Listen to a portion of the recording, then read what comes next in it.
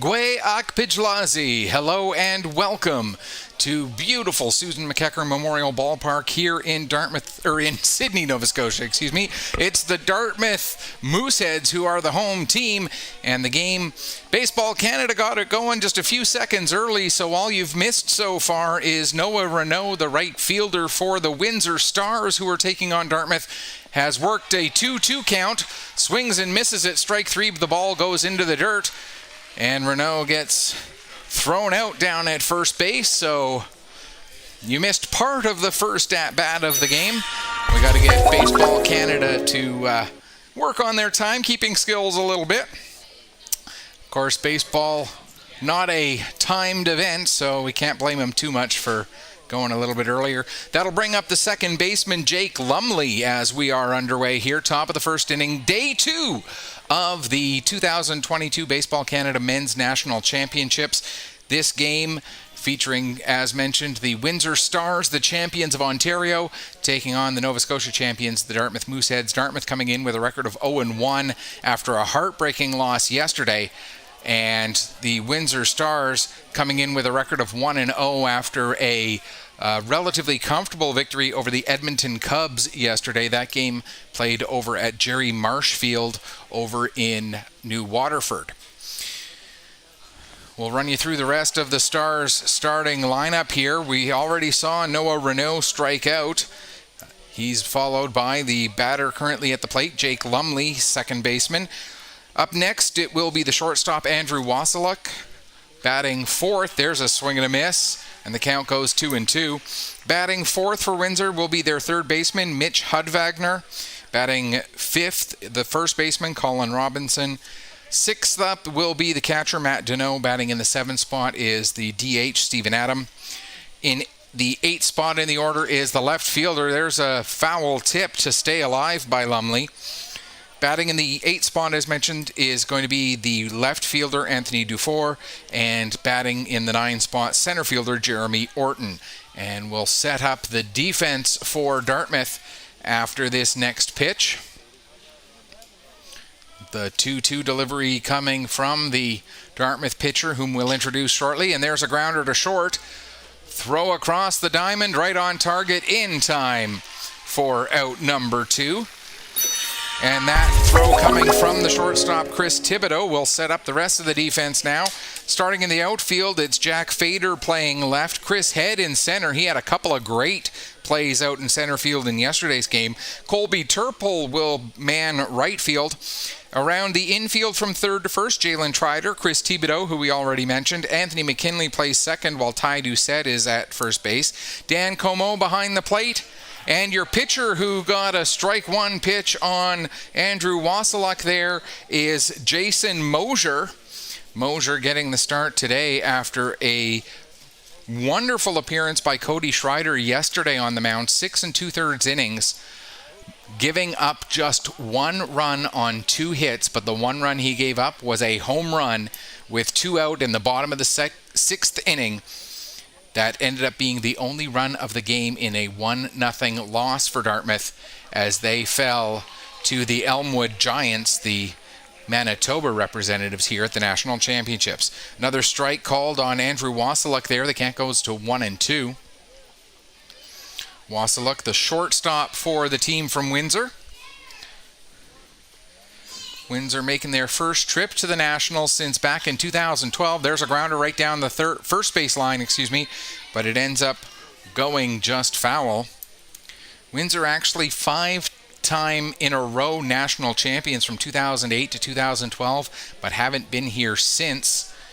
And now making their first appearance in a decade and hoping to make some noise at this tournament. And they made some yesterday with that victory over the Edmonton Cubs, an 8-3 final, or 7-3 final, for Windsor in that one.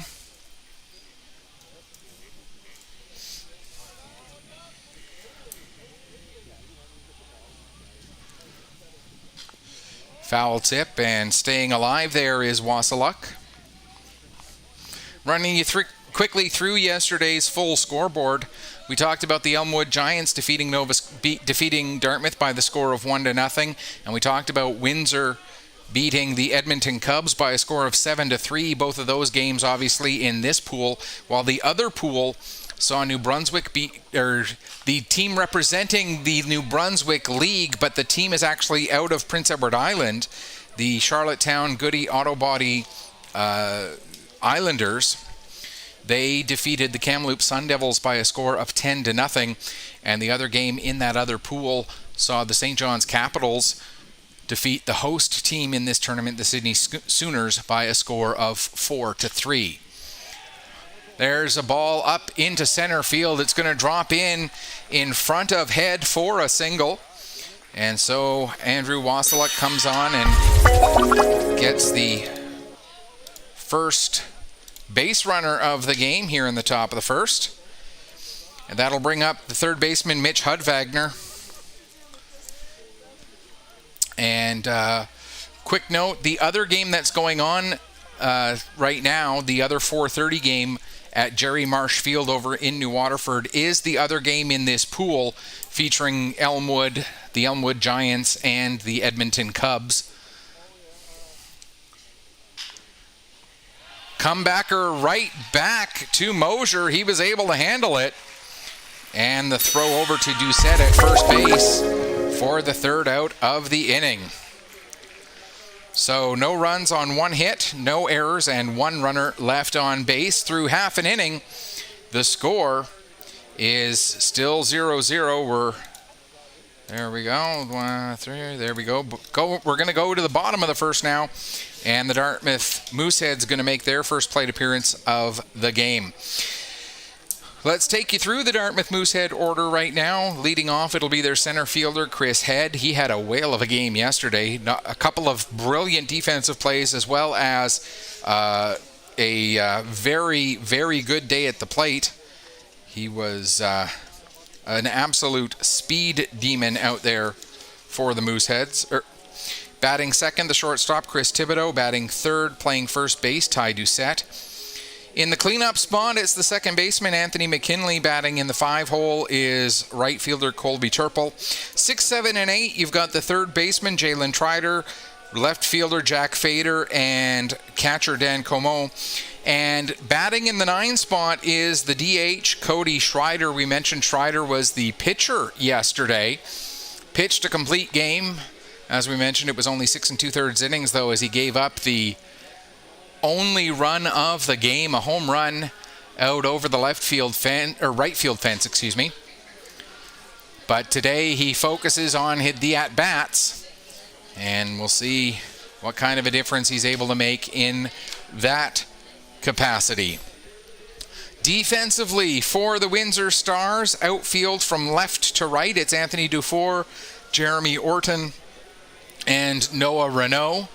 Around the infield, third base is Mitch Hudvagner, and shortstop Andrew Wasiluk. They're on the left side of the infield. Right side of the infield is second baseman Jake Lumley and first baseman Colin Robinson. Behind the plate, calling the pitches, is Matt Deneau, and delivering the pitches on the mound, number 18, Chris Horvath. So we'll get Chris Head up to the plate here to lead things off for Dartmouth. He singled and walked yesterday, got on base twice, and was in the head of the Elmwood Giant pitcher quite a bit as well. There's a called first strike as Head is up here. Dartmouth yesterday were in their black jerseys as the visiting team. They're wearing their home whites today with the Old English D logo. Grounder right down to the first baseman, and taking it himself to the bag is Chris Robinson for the first out of the inning. So, quickly one away there. And that'll bring up Chris Thibodeau. Thibodeau, the shortstop. Unfortunately, I don't have stats for games that are played over on the other field, so I'm not going to be able to give you as much detail about Windsor's players offensively. We can tell you Thibodeau yesterday went 0 for 3, 3 deep fly balls, But in all three cases, the outfielders were able to get underneath them. There's a strike. And the count now 1-1, I do believe, on Thibodeau.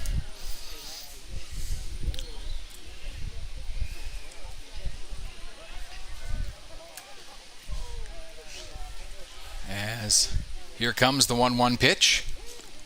That one just misses outside, and maybe our ump will give us a confirmation of the count here. He does. It's 2-1.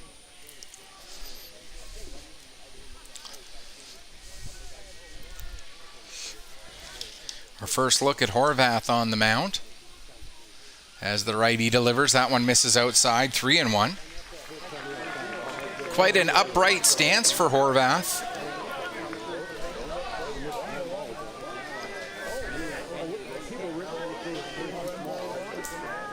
Doesn't quite come all the way to 3/4, but does not completely over the top either. There's a ball 4, and Thibodeau takes the 1-out walk. That'll put runners at first and second. Or, excuse me, that'll put a runner at first with 1 out for Ty Doucette. Doucette yesterday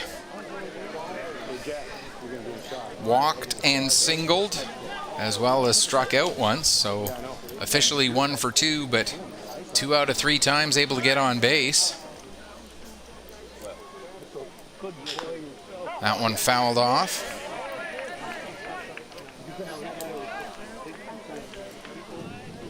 The one thing we saw yesterday from this Dartmouth Mooseheads team is they are willing to be aggressive on the base paths. The unfortunate thing for the Mooseheads, 3 of the first 4 innings, they were able to get a runner to third base, but on none of those occasions were they able to take advantage and get the runner in. And as we talked about, a solo home run in the bottom of the 7th gave Elmwood the victory. So, you know, Dartmouth is going to be looking at any opportunity today as a big chance, because it was a game of missed opportunities yesterday. Swing and a miss there. And the count now 2-2.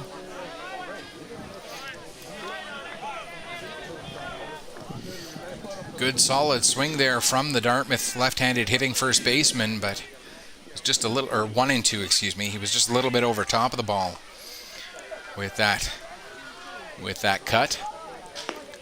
And takes a called third strike. And that will be the second out of the inning. Bringing up the second baseman, Anthony McKinley. For Dartmouth, this lineup today almost identical to the batting order from yesterday's game. The only change is Cody Schreider is the DH today after he pitched yesterday. McKinley having a rough day at the plate yesterday. He went 0 for 3.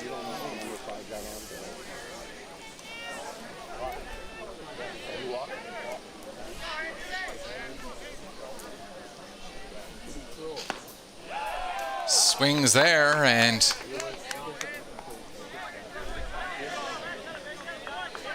we're now at an 1-1 count, I believe.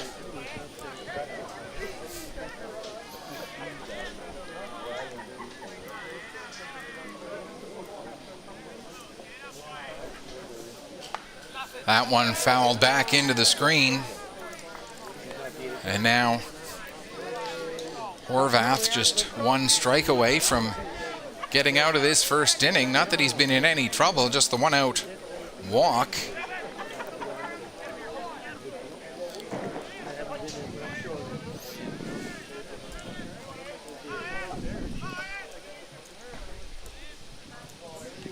Swing and a miss. 2 Ks for Horvath. And it's no runs, no hits, no errors, 1 runner left on base. We've played 1 complete and still looking for the first run of this game. And so we'll go to the top of the second with the score 0-0. We mentioned that you are watching this game from the beautiful Susan McEachern Memorial Ball Field. We need to mention Susan McEachern. She is the wife. She was the wife of the head coach of the host team for this tournament, the Sydney Sooners, Jim McEachern. Most everybody around here calls him Rico. I haven't met him, or I haven't talked to him a lot, but Rico's former wife passing away as a result of cancer, which is why you see the daffodil logo there. They've got that on the field right behind second base. It's an artificial turf infield and natural grass out in the outfield and in much of foul territory. And you see the daffodil there, as well as the daffodils on the scoreboard. The daffodil is the official flower, the official logo of the Canadian Cancer Society. So a great way to honor Susan McEachern. And this is an absolutely stunning, beautiful ballpark. Great facility here, and a great way to honor Susan McEachern with this memorial ballpark. Looking at the top of the second inning for the Windsor Stars, it's Colin Robinson, the first baseman, leading off. Then we'll go to Matt Deneau, the catcher, and Stephen Adam, the designated hitter. Robinson, the first baseman, steps in, takes the first pitch outside, and the count goes to 1-0. As Mosier out there for his second inning of work. That one skied way up high in the air, foul territory on the third base left field side, and just stays in play enough. And Jack Fader fights the fence, but is able to make the catch. Fader with the catch right up against the fence there in foul territory, left field side, and gets the first out of the inning there. Matt Deneau now comes up to the plate, the catcher for the Windsor Stars. Great play there by Fader for the first out of the inning. First pitch to Deneau misses, and the count goes to 1-0.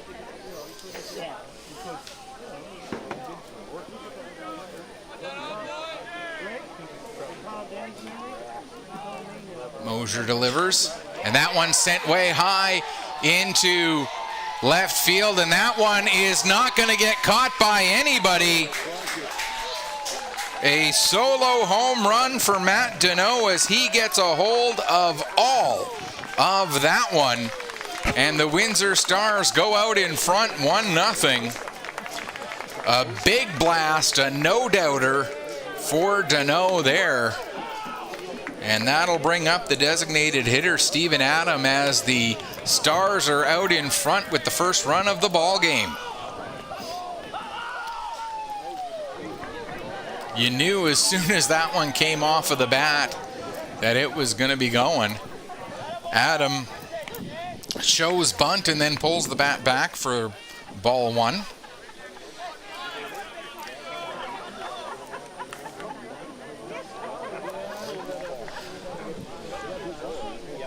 Now Mosier's going to need to show some composure here, settle himself back down after that big blast.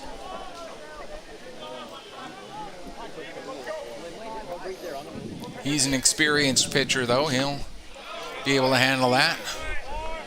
Ball sent way back, almost all the way to the parking lot.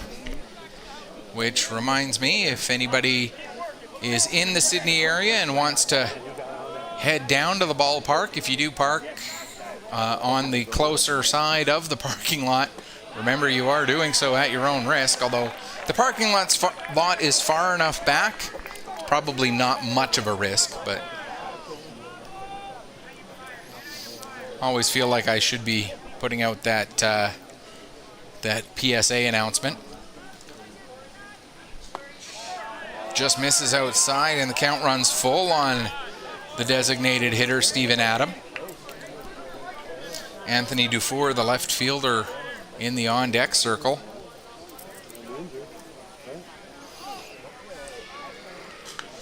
That one cued off the end of the bat and back into the screen, keeping the count full at 3-2.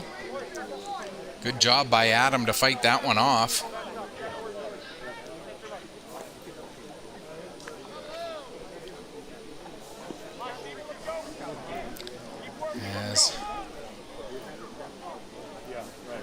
Adam steps back in. And he takes just outside, ball 4. So a home run followed by a walk. And Windsor with a chance to possibly put together a big inning here. Anthony Dufour, the left fielder, stepping in. Getting production from the bottom half of the lineup. The home run coming out of the 6th spot and then a walk out of the 7 hole. Throw over to first. And Adam able to slide back in easily. Decent move from the right-hander on the mound for Dartmouth.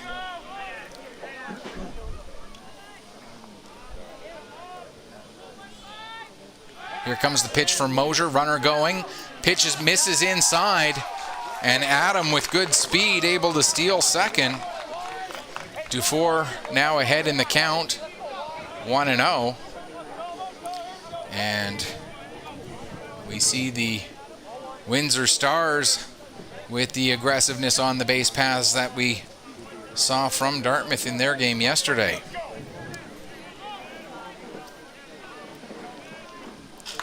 That one sent out to right field. It'll hang up and get caught by Colby Turple. Tagging up and making his way to third is Stephen Adam. So now 2 away. That'll bring up Jeremy Orton, the center fielder.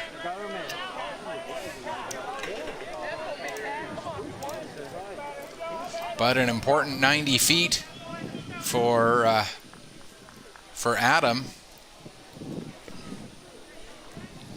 And a little bit of a delay here as Orton has an equipment issue, also known as his shoelace was untied. Got our first update from Jerry Marsh Field over in New Waterford. The Elmwood Giants and the Edmonton Cubs are into the bottom of the 2nd inning there, and still looking for the first run of the ball game. We'll keep you up to date on that game throughout the afternoon. Pitch misses inside to Orton in the count, 1-0. Orton's first plate appearance of the afternoon.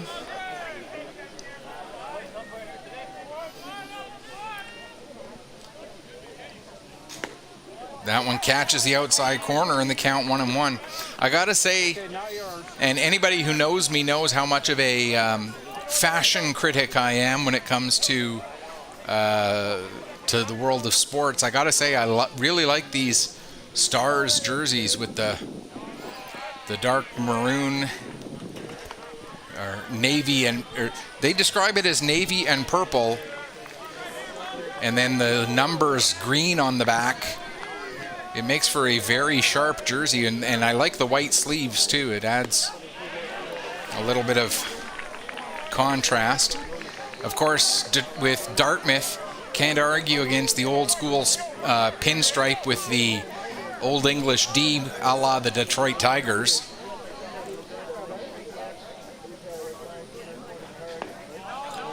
Oh, that one just misses inside in the count, 2-2 now on Orton. Looked like Mosier thought he had that one and was almost ready to start making his way back to the dugout. We mentioned the score over at the Jerry Marsh Field is 0-0, bottom of the 2nd, but the Cubs are threatening right now with the bases loaded and nobody out. And that is a called third strike.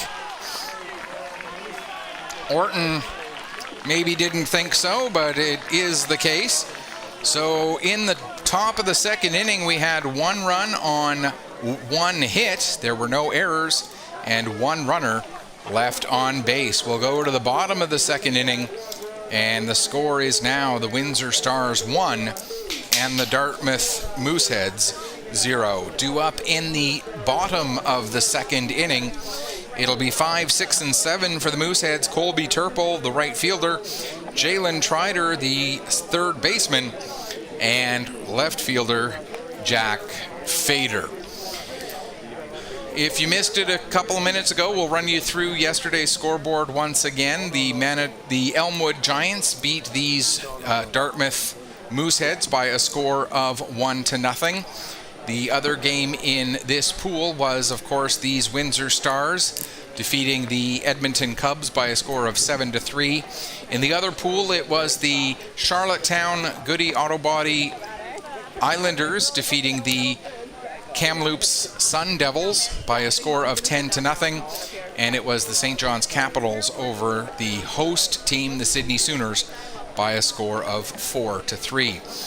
It's also worth mentioning there are 3 other national championship tournaments taking place this weekend for Baseball Canada, and one of those is happening over in Summerside, PEI. That's the 16U Girls Invitational Championships.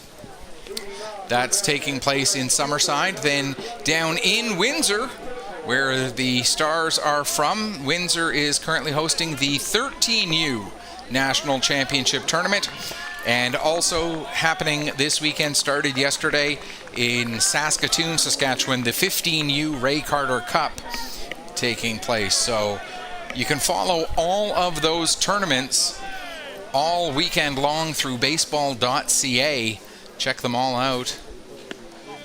First pitch to Colby Turple, misses inside, ball 1. Turple yesterday went 0 for 2 with a walk. So still looking for his first hit of the tournament.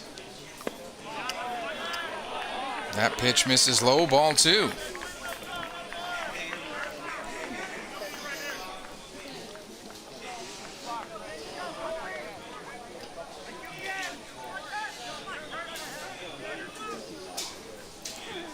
Swing through that one, and the count now 2-1.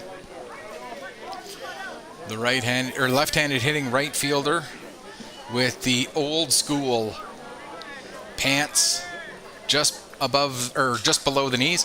That one skied out to left field. Finding the path underneath it is Anthony Dufour, and he makes the catch for the first out of the inning. That'll bring up Jalen Trider. Trider yesterday went 0 for 2. He was also hit by a pitch. So another Dartmouth Moosehead player looking to make his first hit of the tournament. Did get on base.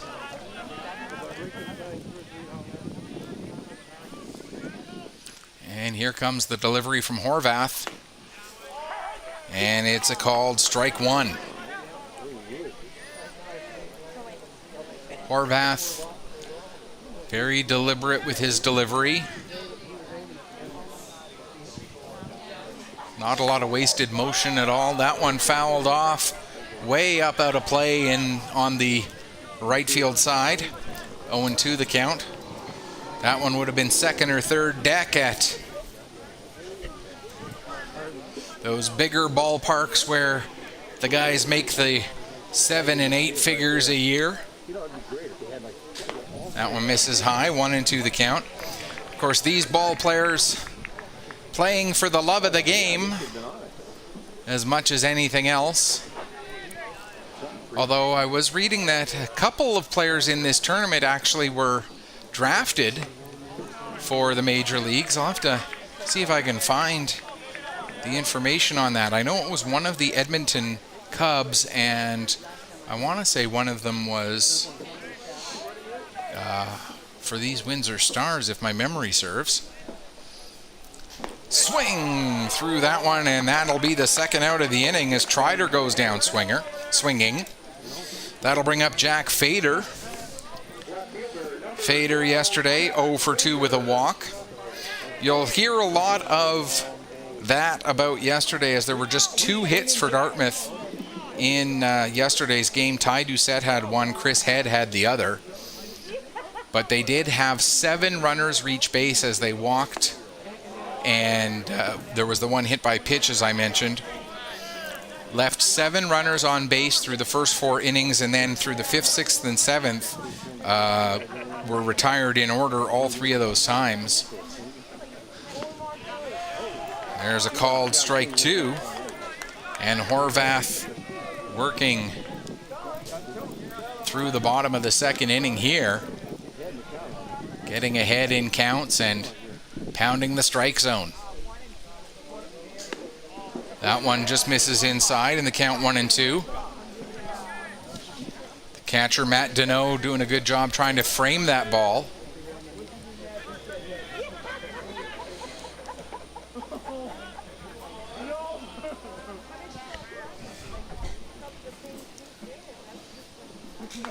That one fouled right back into the screen, and the count will stay 1-2.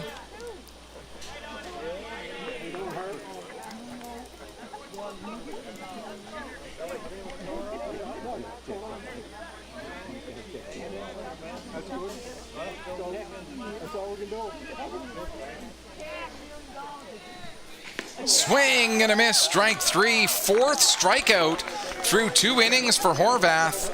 3 up, 3 down, no runs, no hits, no errors, nobody left on base. We've played 2 complete, and the score is still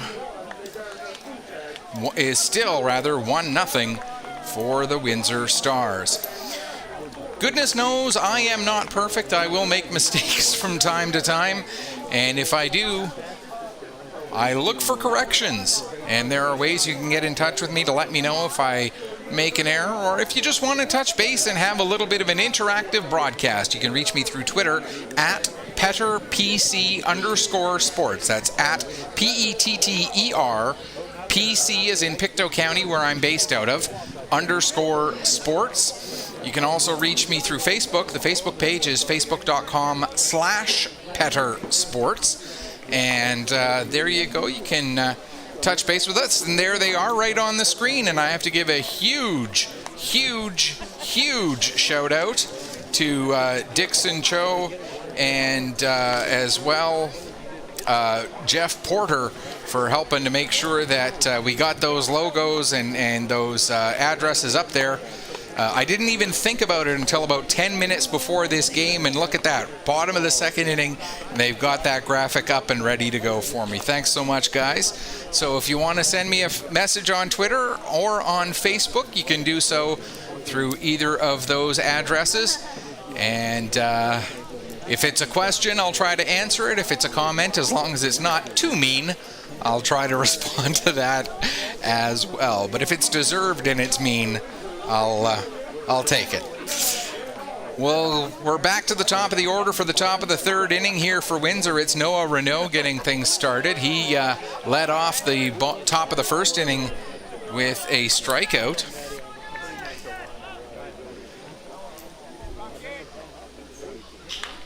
And this time a grounder down the third base side. Jalen Trider tried to knock it down, but it ends up going through the wickets. And so a leadoff single will get Renaud to first base. And that'll bring up Jake Lumley. Lumley grounded out to the shortstop Thibodeau, his first time up.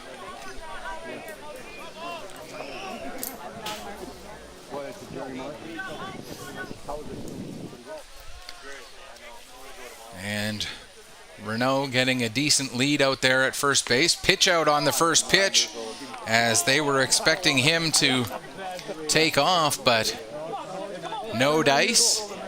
Renaud holds his ground for now.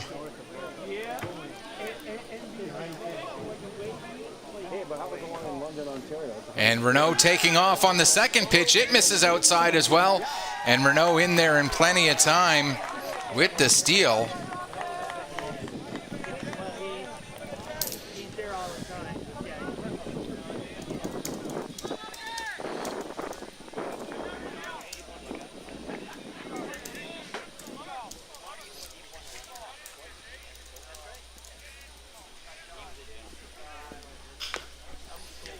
That one chopped foul.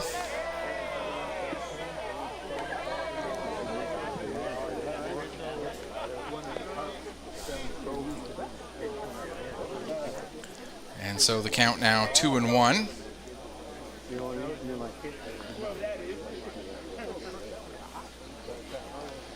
I'm trying to find that information on the, see if I can, I'll look for it between innings, see if I can find that.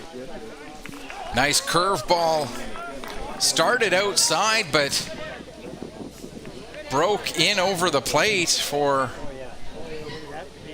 a strike.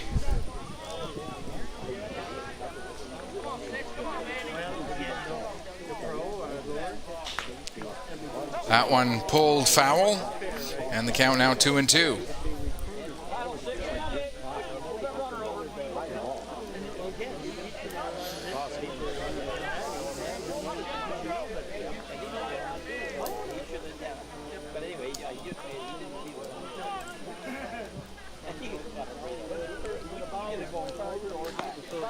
Pitch misses outside, and the count runs full.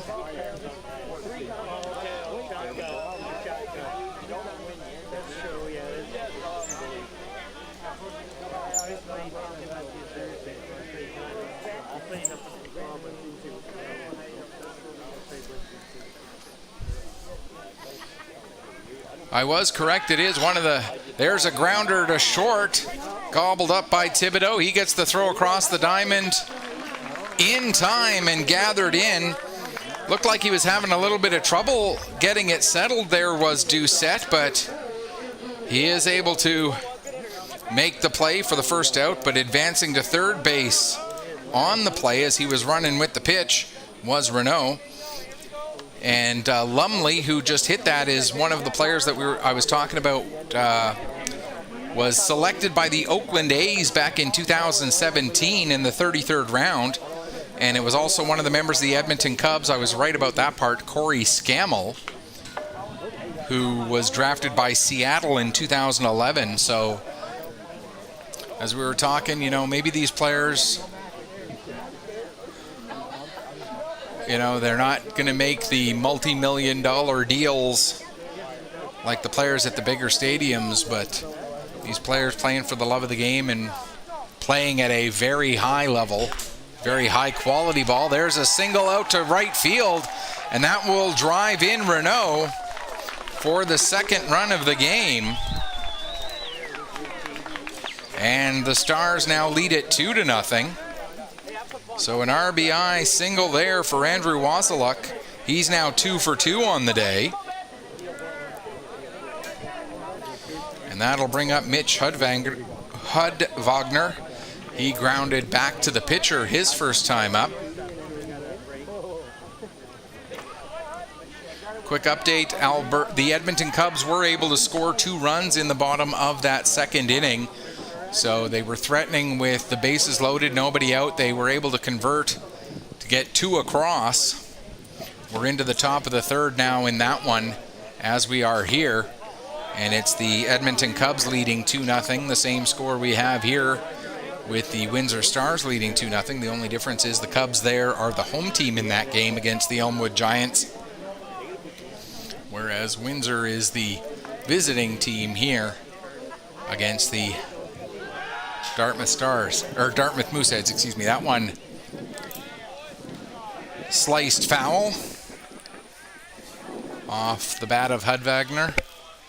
And so Wasiluk, who was going on the pitch, has to retreat back to first base again. As you can see, you saw there the wide angle shot. That camera is set up just a couple feet away from me, giving you the idea of the beautiful view that I've got here overlooking the Susan McEachern Memorial Ball Field.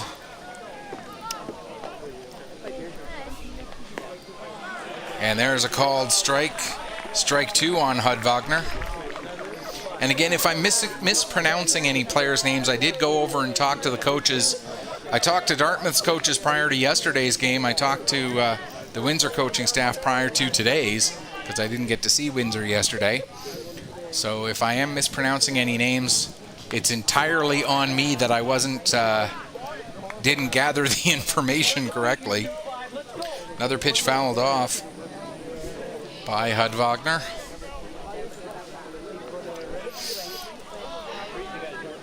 There is no intent or misintent or ill will on any mispronunciations or anything like that.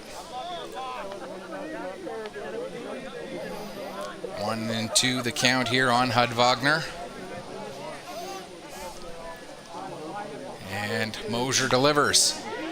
That one sent out to left field. Coming in to make the catch and giving a little bit of extra show with the slide is Jack Fader.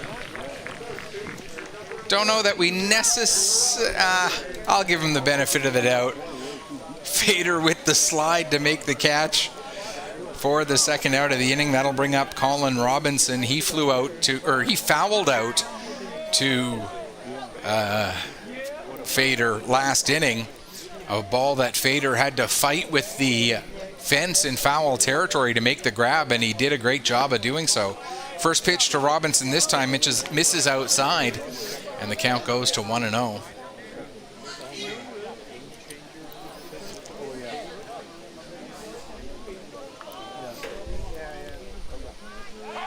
Throw over to first, and getting back easily is Wasiluk.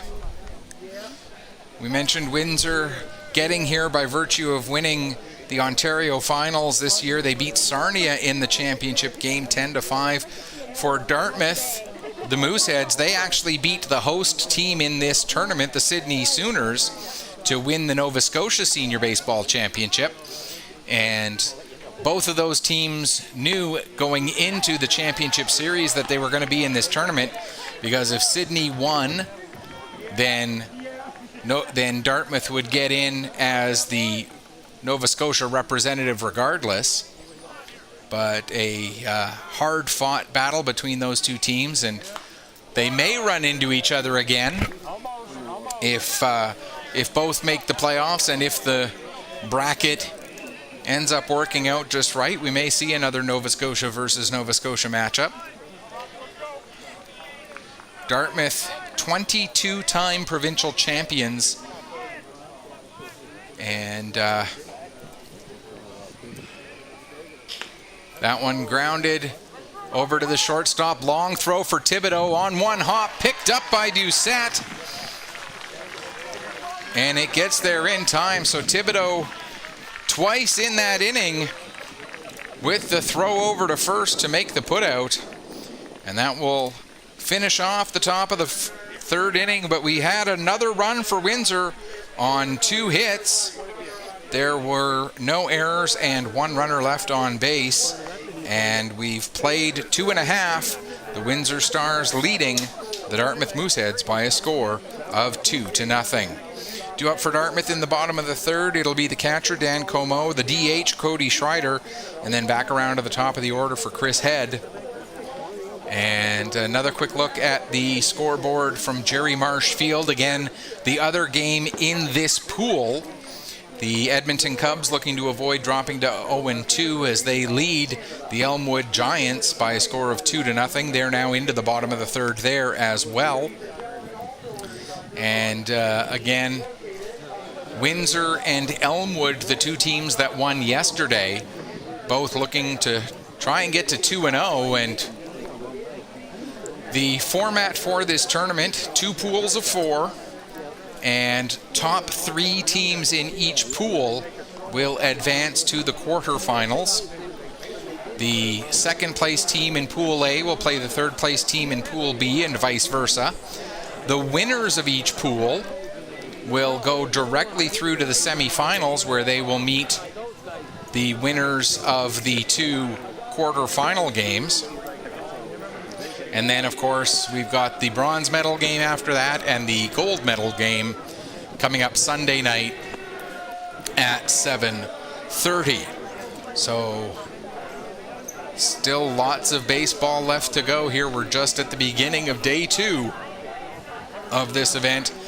And AOTV, Petter Pictou Sports, or that's the old name, Petter Sports and Streaming Services, so proud to be here and be part of the streaming for this event. Actually, not part of, we are the streamers for this event, working with AOTV. And so grateful to the organizing committee for bringing us in to be a part of this. And and be able to bring you all of this baseball action. It's been 2 and about a quarter fantastic ball games so far here from Susan McEachern Memorial Ball Field. Dan Comeau coming up. Comeau yesterday 0 for 2, struck out twice. He also was able to successfully get a sacrifice down. Takes a strike to start off this at-bat, leading off the bottom of inning number 3 with the Mooseheads trailing by 2.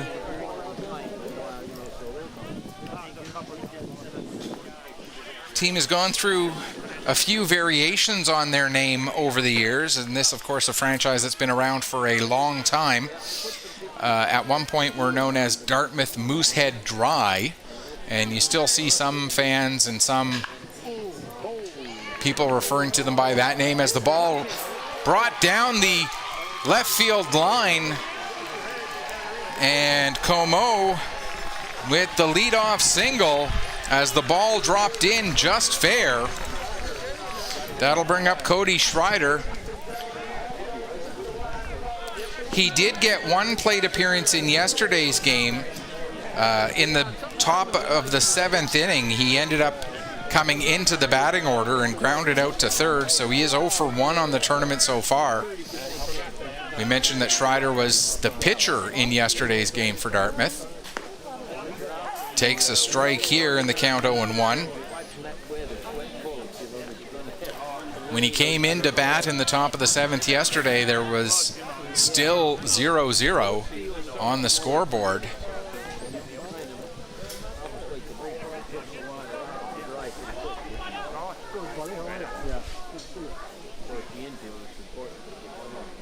As a little bit of an issue there with one of the Dartmouth players being a little too far out of the dugout, so now we're back and ready to roll. That one in the dirt ends up getting past the catcher, Deneau, and that will allow Comeau to take advantage and get down to second base on the pass ball.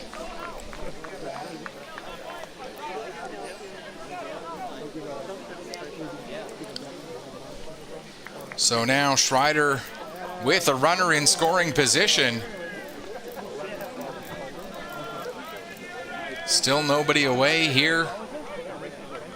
Bottom of inning number 3. Here comes the 1-1 from Horvath. That misses inside, and the count now 2-1.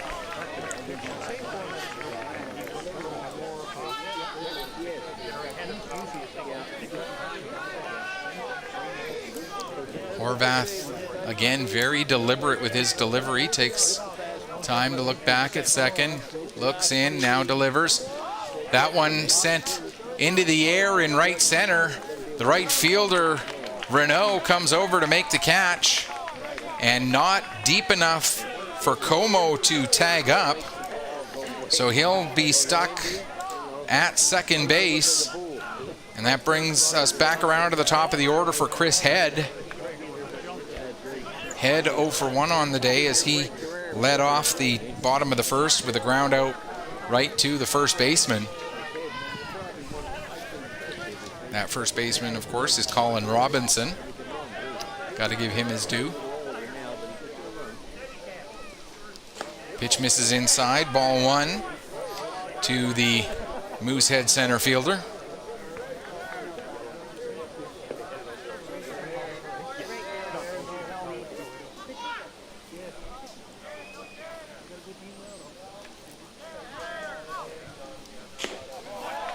Big cut there by Head, but not able to make contact, and the count goes 1-1.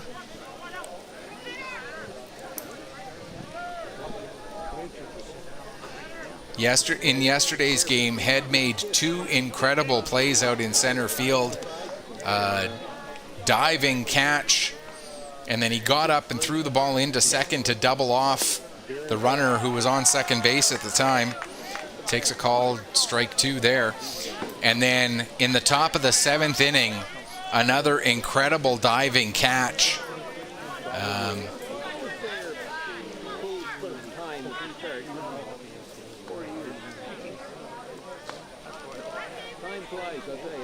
And now here comes the 1-2. Swings and misses for strike number 3 and for out number 2 on the inning. And that'll bring up Chris Thibodeau. Thibodeau walked his first time up.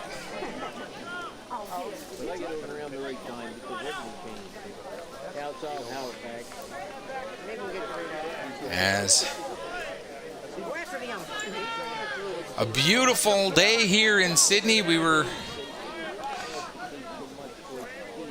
a little bit concerned yesterday that we might get some thunderstorms, but they stayed away. Today, the forecast calling for it to be humid and warm all day, and that's what it has been, and expect more of the same all the way through this evening. Thibodeau takes a strike. And that's one thing that the players... That one launched deep to left field. That's a forget about it. It's gone. And we're all tied up at 2. A 2-run blast for Chris Thibodeau.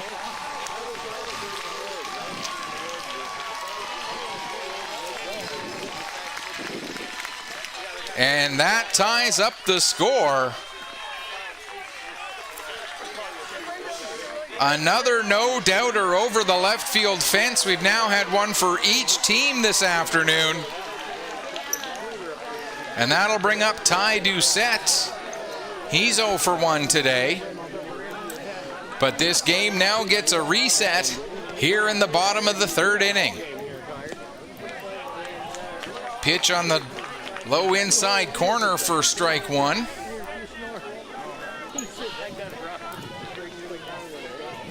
As Horvath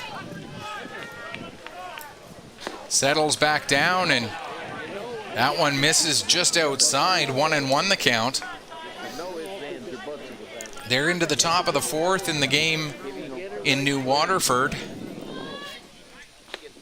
Swing and a miss. Count now 1-2. For those of you not familiar with the geography here in Cape Breton Regional Municipality covers Sydney and Sydney and the surrounding area, which includes New Waterford and Jerry Marsh Field over there in New Waterford. Maybe probably a 10-minute drive, 15-minute drive from here, and that is where they are playing that other game, and all of the other pool games will be played there. Every playoff game will be played here on this field, so we'll have them all for you here on AOTV with Petter Sports and streaming services. That pitch misses high, but they're into the top of the 4th there, and it's still 2-0 for the Edmonton Cubs over the Elmwood Giants there.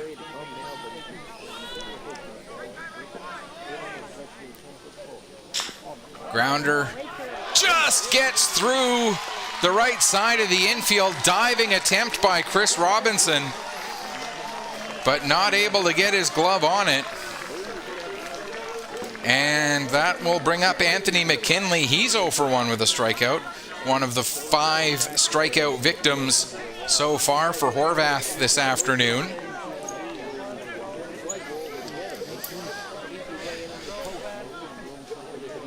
And catcher Matt Deneau just going out to have a quick chat with his pitcher to try and settle things down a little bit.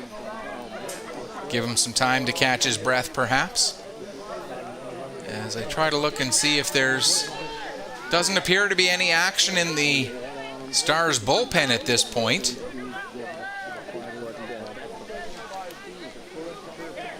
So this just about getting Horvath calmed and settled.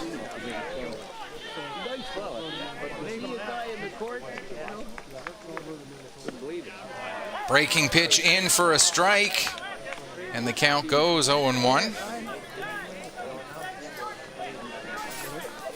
After retiring 6 of the first 7 batters that he faced, Horvath's given up 3 hits in this inning, and that one is going to drop in for a base hit as well.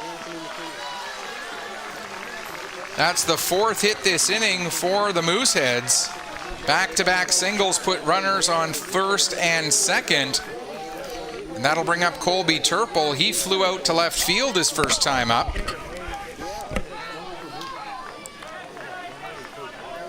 And now we're going to get a visit from the dugout.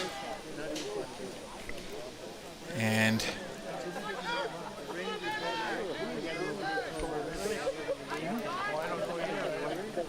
again, I don't see any action in the Windsor bullpen, but that doesn't necessarily mean that there isn't any, because the view is slightly obstructed, but it doesn't look like there's anybody up and warming up at the moment. I'll give Horvath a chance to get himself out of this jam. 2 on, 2 out, 2 already in this inning for the Mooseheads. And Colby Turple, the right fielder, standing in. He's 0 for 1 on the day, as we mentioned. First pitch to Turple misses outside, ball 1.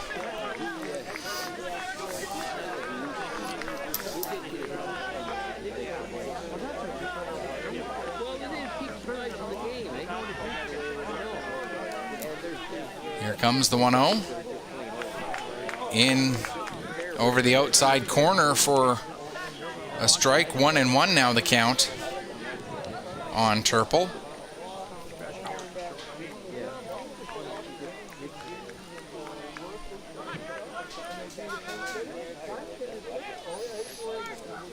That one ends up catching Turple on the thigh. And that will load up the bases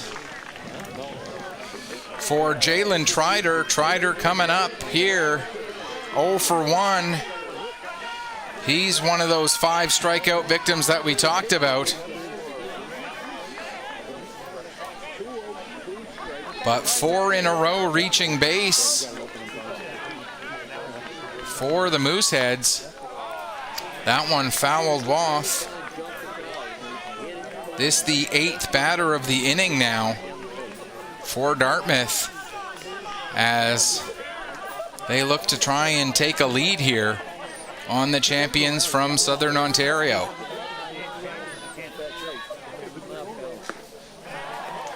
Big cut there by Trider as he was looking to possibly try and clear the bags, but ends up going down 0-2 instead.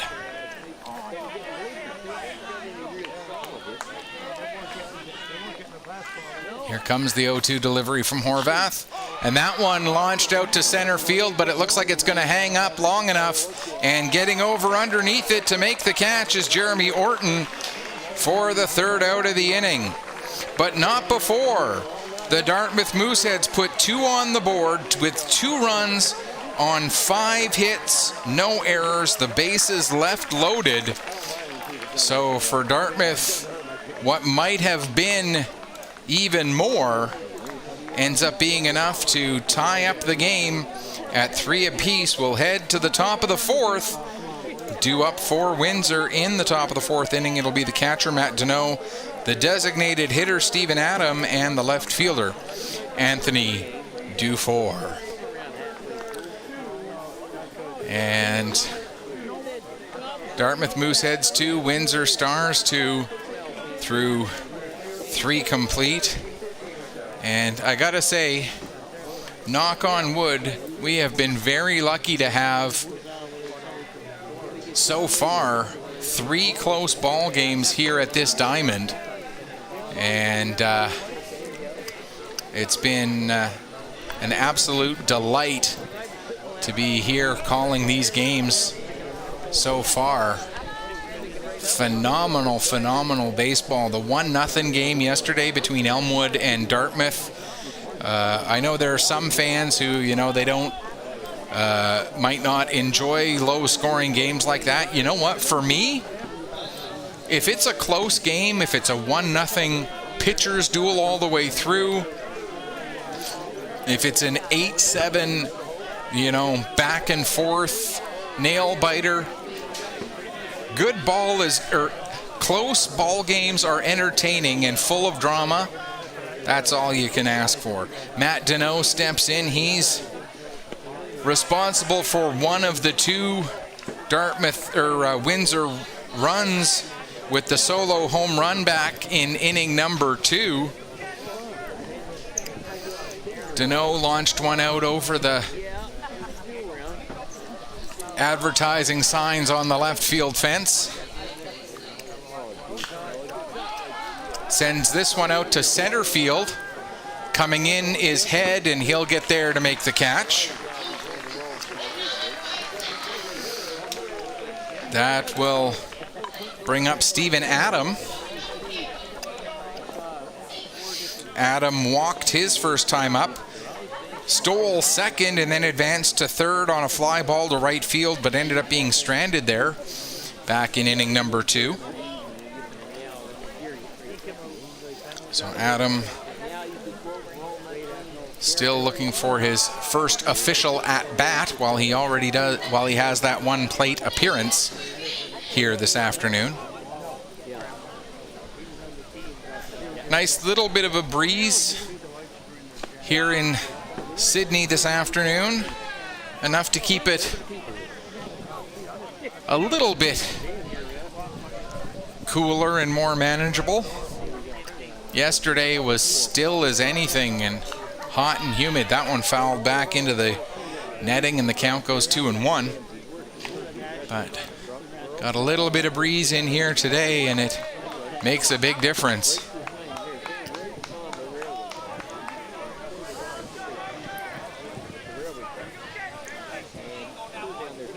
Mosier delivers the 2-1 and catches the outside of the plate for the count to run to 2-2. Here in the bottom of inning number 4. Top of inning number 4, my apologies. That one just misses, and the count runs full on Adam. Again, he walked his first time up. This time fouls off the 3-2 offering. And so he'll get to see now a 7th pitch of this at-bat. He had a 7-pitch at-bat before he earned his walk back in the second inning. So this is the 14th pitch that Adam has seen from Mosier. Foul tip, and he stays alive. And now between his 2 at-bats, this will be the 15th pitch. Delivered by number 15, and I don't think Mosier's got much left. I can't imagine he'll have much left that Adam hasn't seen yet. And you've got to figure this many pitches seen by a particular batter, the advantage has to go to the batter, and there he goes. Adam draws his 2nd walk in as many plate appearances. That'll bring up Anthony Dufour. He flew out to right field his first time up. At the time, Adam was on second base after he had stolen second, and the fly ball advanced Adam to third.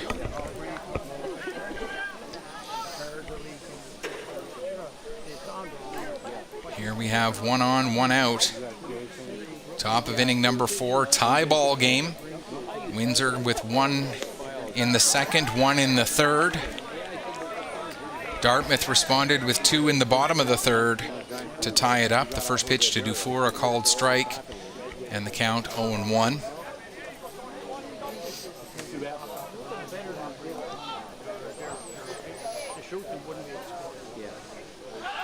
Runner going, throw down to second, won't be in time.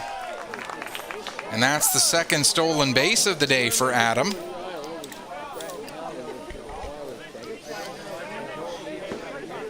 And again, we're seeing the aggressiveness on the base paths between All of the Windsor Stars so far today, that's their third stolen base.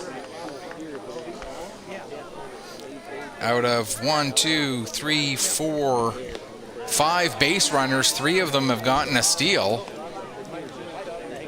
Pitch misses, and the count now 2-1.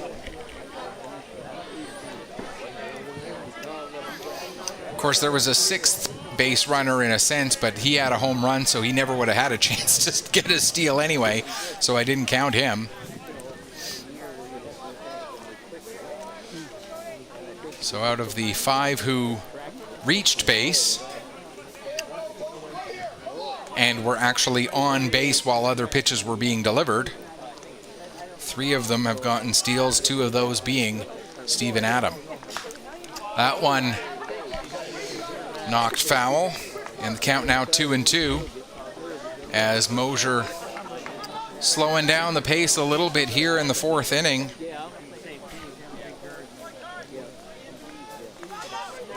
Working with a runner on second and 1 away.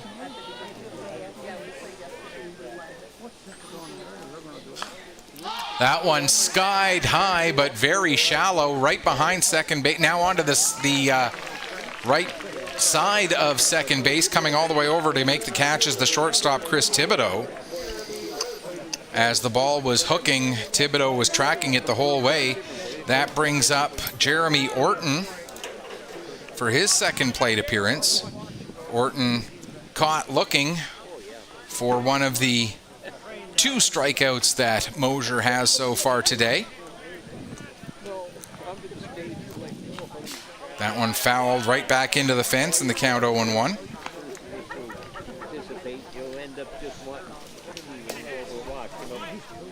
And I said, no, don't touch this. That's the way I am now.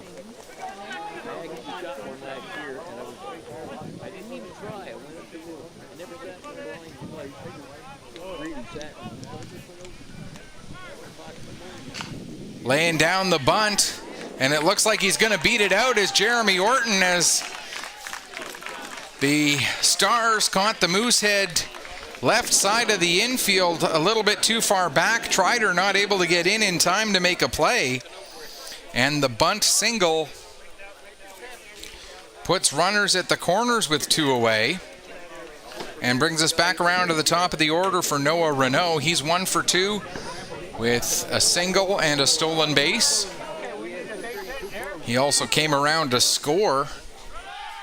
Runner going, and the Mooseheads don't even throw down with that runner at third base. They didn't want to take a risk of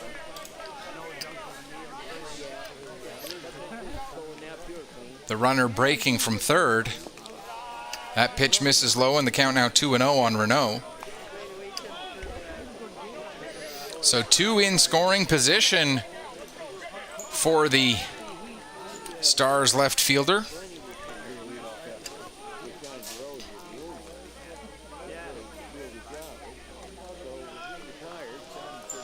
Here comes that 2-0 pitch, fouled back into the screen, and the count 2-1.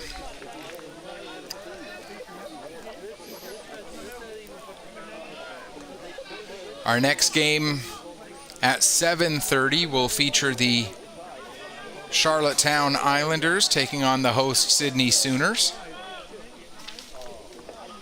And then tomorrow we'll be right back at it bright and early. Breaking pitch over the inside corner. Big break on that pitch from Mosier, as it looked like it was heading right at Renault and then broke in over the plate. Tomorrow we'll have these Windsor Stars again against Elmwood at 9:30, and then the 12:30 game will have Kamloops and Sydney, and then we'll get a little bit of a break before the 5 o'clock and 8 o'clock quarterfinals. Count is full on Renault now. Sunday, 10 a.m. will be one semifinal, 1 p.m. the other. Then at 4 p.m. we'll go to the bronze medal game, and at 7:30 the championship game to determine the national champion for Baseball Canada Senior Men for 2022. Jake Lumley, the 2017 Oakland A draft pick, steps up to the plate. He's 0 for 2 today. 33rd round draft pick.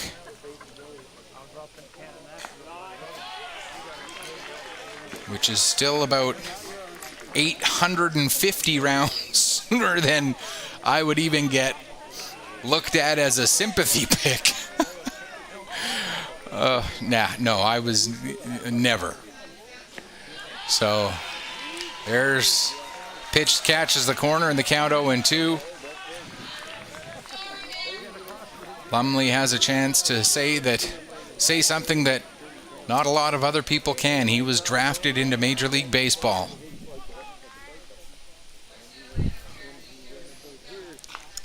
Fights that one off, able to cue it off the end of the bat.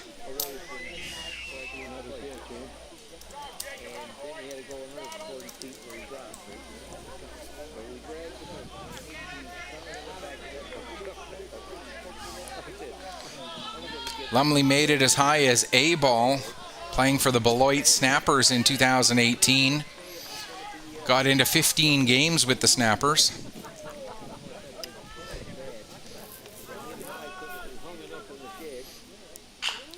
Sends that one out into center field, and it'll drop in. 1 run will score, 2 runs will score. Renault makes it all the way around to third, and Lumley with 2 RBI. Whoop. Help if I put them onto the right side of the ledger there. So a 2 RBI single for Jake Lumley. And that makes the score 4-2 now for the Stars. And brings up Andrew Wasiluk. Wasiluk 2 for 2 with a pair of singles today.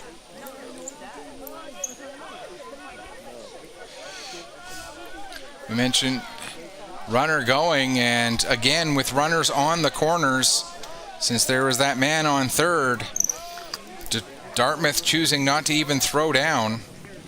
Still gets credited with a stolen base, though.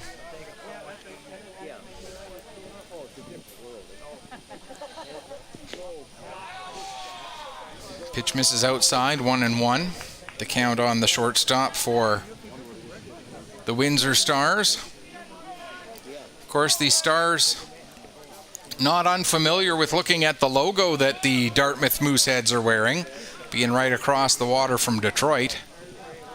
Although no copyright infringement, because the Old English D, I believe because it is Old English, it is a natural, an existing font. I think that's why the D like that is not under copyright protection, I think. I don't know. That makes sense to me.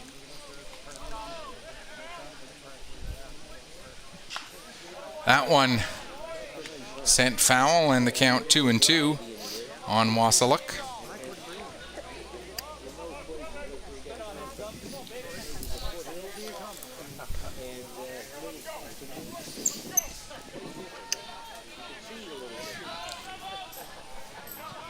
Two on, 2 out, 2 balls, 2 strikes. Deuces wild, and another one fouled off, so we'll do it all again here in the 4th inning. Oh, there we go, 4-2 is the score. In the event of a discrepancy between what is on the scoreboard and what everybody knows to be accurate, we shall let common sense prevail. It just means I tried to hit the button to correct it when I first put it up, but apparently it didn't register. That pitch misses, and it's now full on Wasiluk.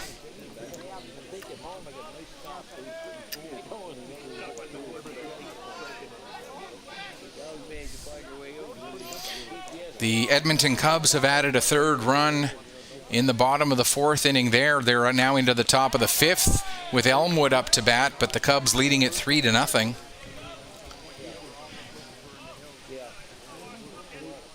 Another pitch fouled off by Wasiluk as he continues to battle in this at-bat.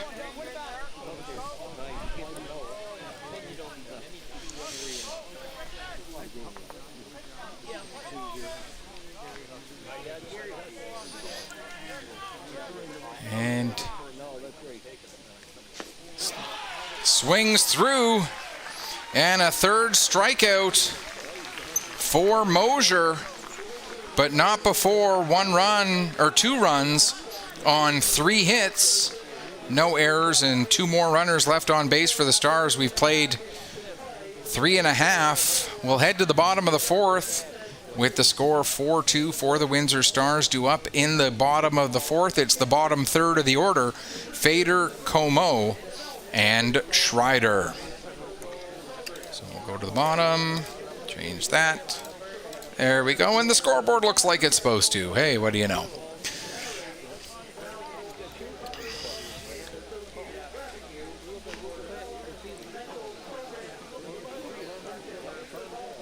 As getting a message from Kevin Mayu Fan Club, Horvath's team, the Tecumseh Thunder, checking in from Bert Lacasse Clubhouse, watching the game. And I see it's on a nice big screen there, so thanks very much for the Tecumseh Thunder tuning in. And Horvath pitching well out there for the Windsor Stars. Can't fault a guy for the one big blast that he gave up. Horvath threw 3 innings with 6 strikeouts. Hard to argue against those numbers.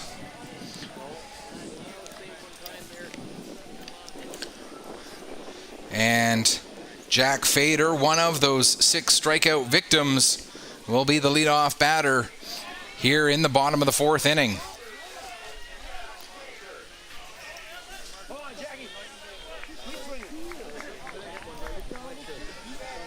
And here comes the first pitch of the bottom of the 4th. And Fader not quite able to catch up to that one. A little bit behind it, a little bit underneath it, and sends it way up high and into the foul territory behind all of the fans here at Susan McEachern Memorial Ballfield. Great crowd here today, too. It was a little bit of a smaller crowd for the opening game yesterday between Dartmouth and Elmwood. But then for last night's game involving the host Sydney Sooners, no surprise that it was a packed ballpark. And another very good crowd today. That one hard into the foul fence on the right field side. So still 0-2 the count on Fader. 3 pitches fouled off by the left fielder for the Dartmouth Mooseheads. That one down to second base, gathered in, but not able to catch it cleanly is Lumley. And Fader will reach on the error. Lumley able to knock the ball down, but could not get it gathered up to make the throw to first, and Lumley and Fader in safely on the E4. That'll bring up Dan Como. He singled and came around to score on Thibodeau's 2-run home run last inning. And right now represents the potential tying run here in the bottom of the 4th. Como takes the first pitch high, ball 1, as Fader with a couple of steps off, trying to get he got a good secondary lead there, but not able to take advantage of it. This time Fader's going, swinging right through the pitch was Como. Throw down in time, and Fader is out, caught stealing. What a throw down from the catcher, Matt Deneau. And a good job applying the tag as well by, I believe it was Wasiluk. Couldn't tell if it was Wasiluk or Lumley who got over there. And now a bit of a conversation between the Dartmouth coach and the umpire. I think it might be about the fact that the bat slipped out of Como's hand on that, although not much you could do about that. Sometimes the bat will fly out of a guy's hand. It just happens. 1-1 the count, though. As Como, not sure if it was a hit and run or if Como swung for himself on that one, but either way, it ends up being a caught stealing. And Como swings through another one in the count now 1-2. So the error by Lumley gets negated.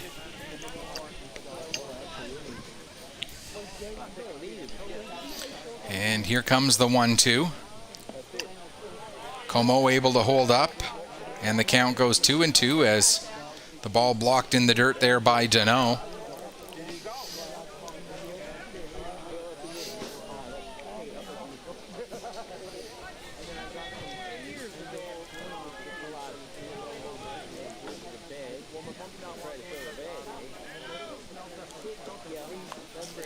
Fights that one off, does Como, and the count remains 2-2. A little excuse me swing, and ball goes off of the bat and into the backstop. As it looks like there is action in the Dartmouth bullpen. Still nothing to speak of in the Stars pen.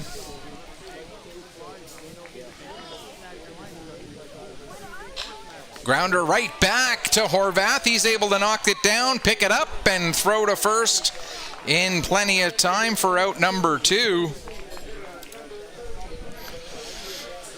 That play by Horvath as much self-defense as it is anything else, and able to protect himself and help himself out getting the out on that one. That'll bring up Cody Schreider. He's 0 for 1 with the fly out to right field his first time up.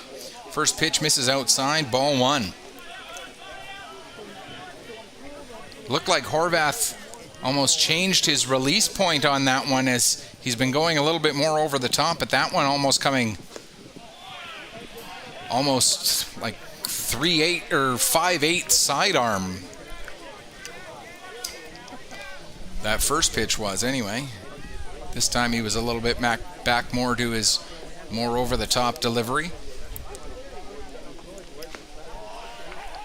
That pitch catches the outside corner, and the count now 2-1.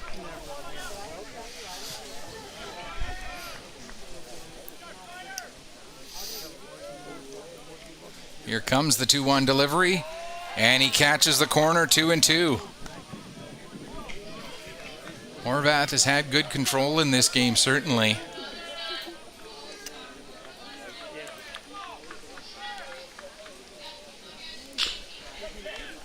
Schreider grounds it down to third.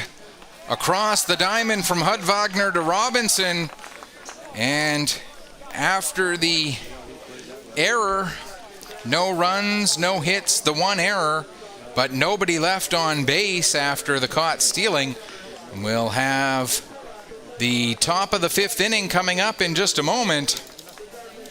It is the Windsor Stars 4, the Dartmouth Mooseheads 2, and due up in the top of the 5th, it'll be Hudwagner, Robinson, and Deneau for the Stars, and if anybody gets on, then the designated hitter, Stephen Adam. Another quick check on the out-of-town scoreboard, although same municipal unit. Over in New Waterford at the Jerry Marsh Field, it's still 3-0 for the Edmonton Cubs over the Elmwood Giants. They're in the bottom of the 5th inning there. Here we're heading into the top of the 5th inning. And is my wife trying to show me a dog? Oh, the cutie dog. It's not, there we go, there's the cutie dog. Oh. And that's the one thing about being here at this tournament. I'm having a blast. I'm having a wonderful time calling great baseball, but I do miss my puppy dog. And I guess my wife, who's operating a camera for me, misses hers too, because she showed me the puppy.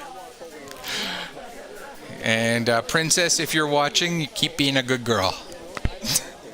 That'll bring up Mitch Hudwagner. He's 0 for 2, grounded back to Mosier and flew out to Fader and takes the first pitch strike. 0-1 the count.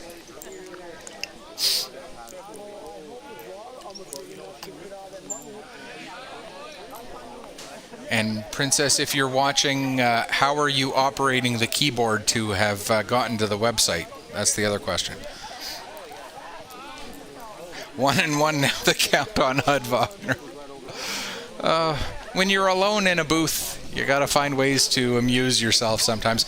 Grounder down to second, gathered in by McKinley. Easy toss over to Doucette for the first out of the inning, and it's a quick 1-up, 1-down. That'll bring up Colin Robinson. He flew out to Fader in left field and grounded out to Thibodeau at short. So he's 0 for 2 on the day as well.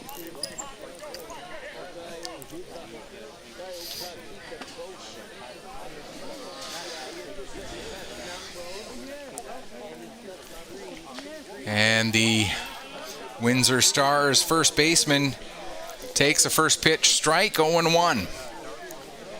Mosier out there on his 5th inning of work. Misses high with that one, and the count goes 1-1.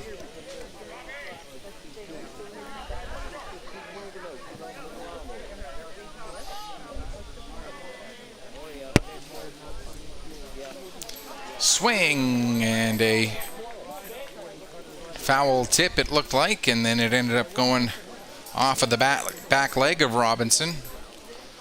Count goes to 1-2. Or may have just brushed some fabric on its way by.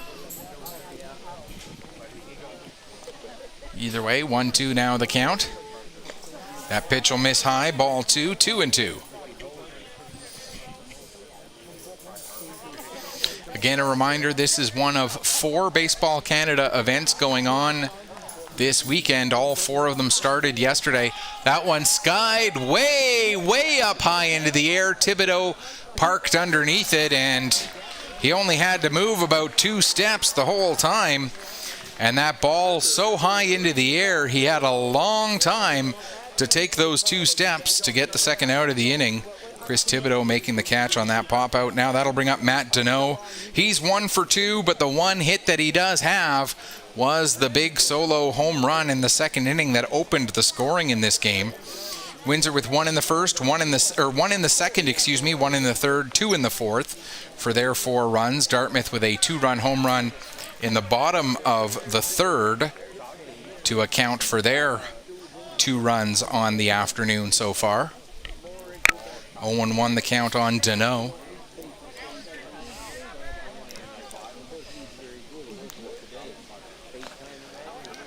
Swing through there, and the count 0-2. As another pitch just fouled off.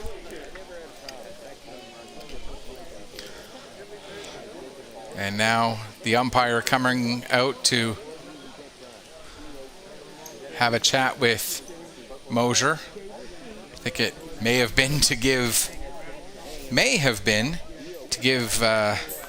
Como a little bit of time after that ball was fouled off. It may have caught Como a little awkwardly. Just guessing. I'm not 100% sure on that. Nevertheless, the count now 0-2. And that curveball has been a very effective pitch for Mosier this afternoon. And he catches Deneau looking this time. And for Mosier, that's his 4th strikeout and a quick 1-2-3 inning in the top of the 5th. No runs, no hits, no errors, nobody left. We'll go to the bottom of the 5th and due up for the Mooseheads. It'll be the top of the order, Chris Head, Chris Thibodeau, and Ty Doucette. As Horvath comes out for his 5th inning of work.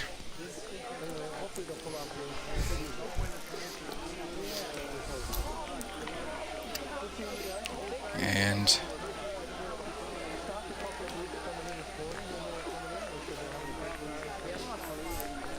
again, checking that scoreboard. The Edmonton Cubs leading the Elmwood Giants 3-0, top of the 6th inning. If that score does hold, and if this score does hold, and we still got a lot of ball left in both of these games, but if both of these scores hold, Windsor would go to 2-0, and the two team, Windsor would go to 2-0. Elmwood and Edmonton would both be 1-1, and Dartmouth would be in trouble at 0-2. But Windsor would not have first place in the bag yet because they would still have one game left against one of the teams that's 1-1, that being their game against Elmwood tomorrow morning, 9:30 a.m. Atlantic time, 8:30 for those of you watching from the Windsor area. And for the Elmwood fans, it'll be 7:30 a.m. Central Time for that game between Windsor and Elmwood. And depending on how things play out, that very much could be the game which determines first place in this pool and the bye to the semifinal. Chris Head leading off. He's 0 for 2 today. Grounded out to first his first time up, and then struck out in the third as the Dartmouth leadoff hitter gets a piece of that one, and the count 1-1.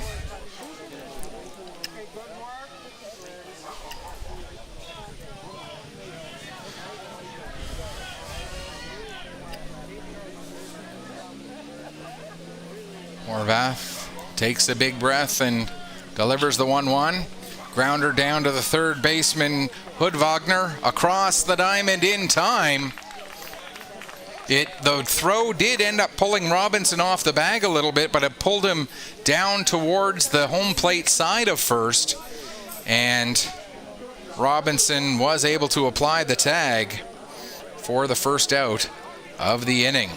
That'll bring up Chris Thibodeau. He walked his first time up, and then a 2-run home run in the third inning, supplying all of the offense score-wise for Dartmouth. Takes a first pitch strike here, and the count 0-1. So Thibodeau 1 for 1 with 2 RBI on the day and a run scored thanks to that 2-run home run. Takes that one off the fists and pushes it foul down the first base side, and the count goes 0-2.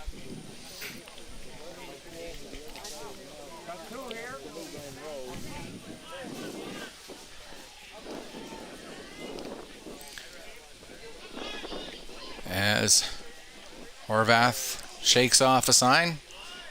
Now he sees what he wants, and he'll deliver the 0-2 pitch. That one launched into the air, but this time shallow left center field. And coming in to make the catch, Jeremy Orton for the second out of the inning. And it's a quick 2 up, 2 down. That'll bring up Ty Doucette. He singled in the third, struck out looking in the first, so 1 for 2 on the day. One of the 5 strikeout victims of Horvath so far today. Takes the first pitch inside, ball 1.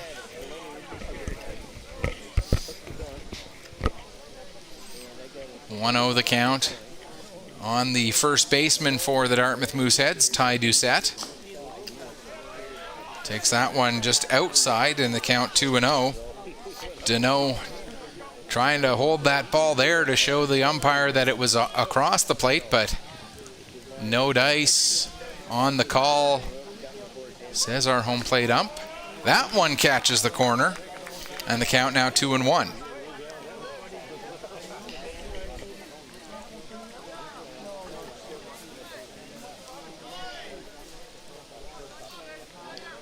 Horvath from the full windup delivers the 2-1 pitch, and it's shot right back up the middle, but it'll hold up enough, and making the sliding catch is Orton.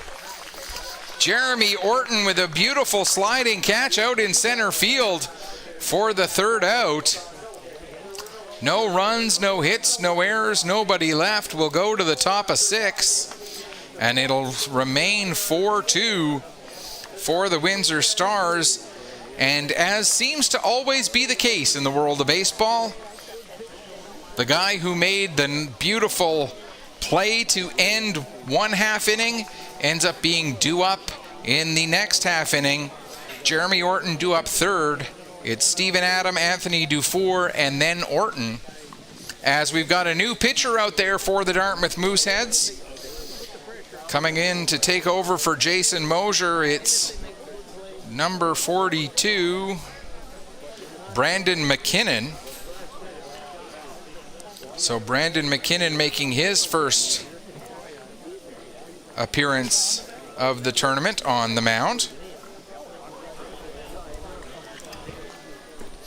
The line on Mosier, he threw 5 innings, giving up 4 runs, all of them earned, on 7 hits. He walked he walked 2 and struck out 4.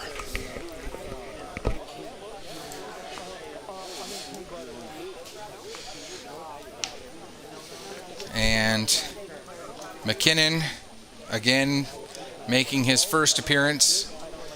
Just the 3rd pitcher to appear for Dartmouth so far this weekend. As we mentioned, Cody Schreider pitched a complete game yesterday. And now Mosier throwing the first 5 innings of this one. McKinnon coming in here, and the first batter he'll face is the designated hitter, Stephen Adam. And the first pitch to Adam, a breaking ball swung over for a strike as the left-hander delivers another one, fouled off this time, in the count 0-2.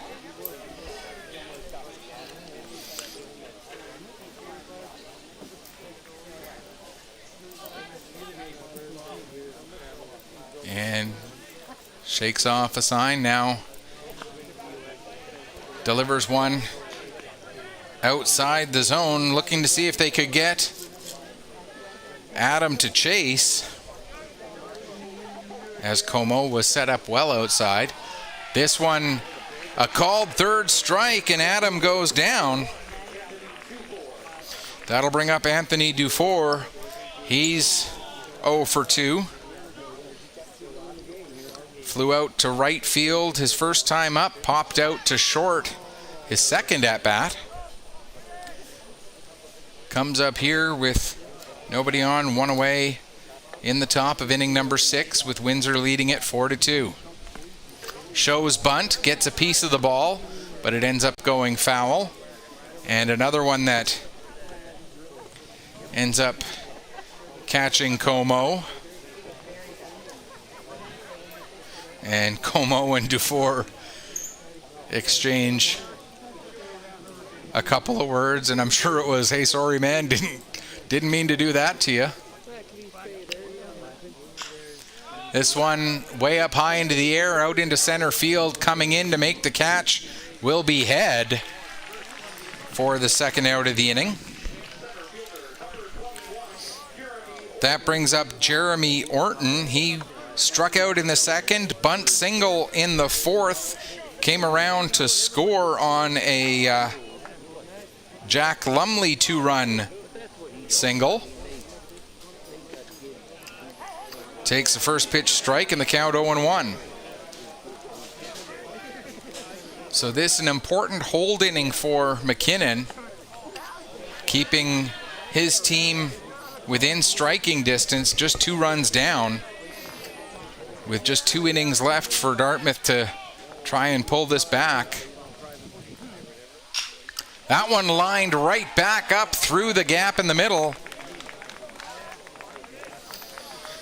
and brings us back around to the top of the order. Flipping the order over for Noah Renault. He's 1 for 2 with a single, a walk, and a strikeout. 1 run scored as well, as he came in on Wasiluk's single in the 3rd.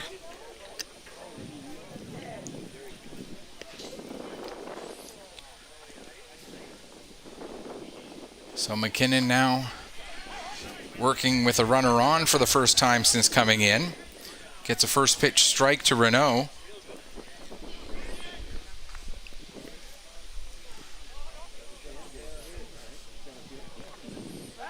Throw over to first, and getting back in time is Orton.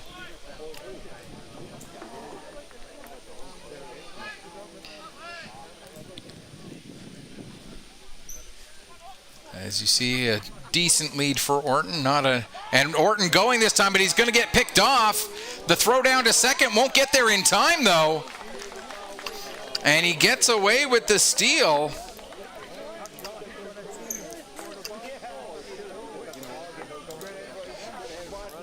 Orton broke before the ball was on its way to the plate, and the ball ended up going to first. But the throw from Doucette down to second base to Thibodeau ended up being just a little bit off target, it looked like. That one over the head of the second baseman, McKinley. Orton will come around to the score. That'll go all the way to the wall in right center. And an RBI double for Renault. Drives in the fifth run of the game as Renault and Orton just switch spots, bringing up Jake Lumley. Lumley 1 for 3 with 2 RBI. The 2-run single, his last time up rather, back in the fourth. Runner going on the first pitch, throw down to third, not in time, as Renault showing the wheels, getting his second stolen base of the afternoon.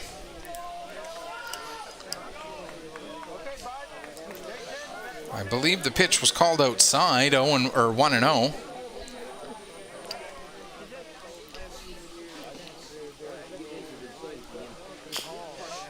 Chopped foul down the first base side, and it's 1-1.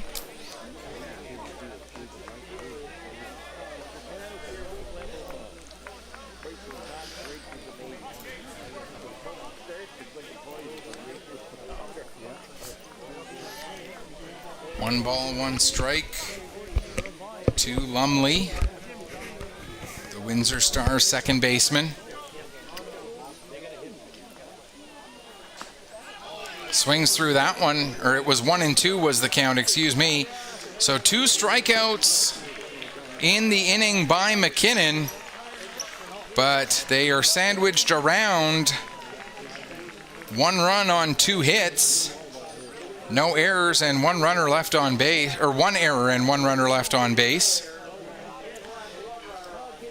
And at the end of 5.5, it's 5-2 now for the Windsor Stars. Dartmouth Mooseheads due up in the bottom of the 6th inning. It's the middle third of the order, 4, 5, and 6. Anthony McKinley, Colby Turple, and Jalen Trider.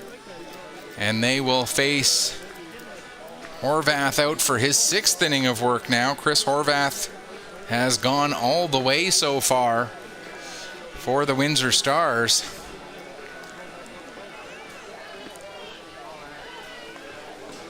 And it looks like Dartmouth's got more action going in their bullpen again. So McKinnon maybe only being used for the 1 inning of work. It might depend on what happens here in the bottom of the 6th as to whether we'll see McKinnon or someone else through the top of the 7th.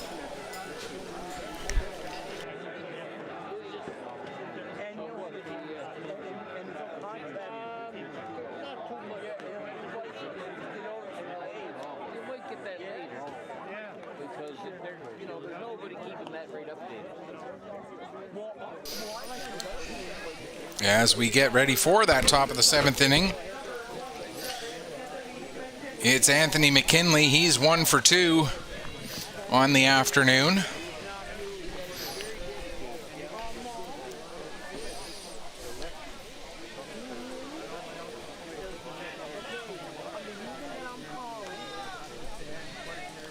McKinley leading things off here.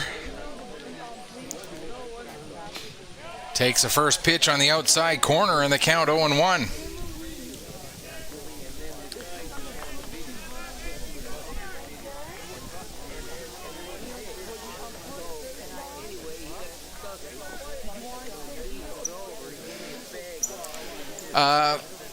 Just saw the question from Kevin Mayu Fan Club. It's 355 to straightaway center, 340 to both of the alleys, and 325 down both of the lines. That one skied high in the air right behind second base, and making the catch there is Andrew Wasiluk. And thank you for the question there, Kevin Mayu Fan Club. We appreciate that, and apologies that I didn't mention that earlier. But as I've been saying, this ballpark is absolutely gorgeous. They put a lot of work into this facility, and it is well worth it. Colby Turple due up now here with one out in the bottom of the sixth inning. Turple 0 for 1. He also reached by being hit by a pitch back in the third.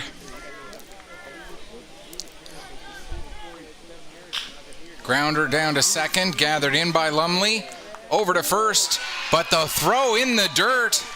And that's the second error on Lumley here this afternoon.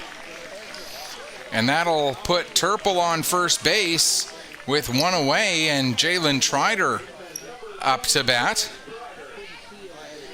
Trider 0 for 2 with a strikeout and a fly out to center.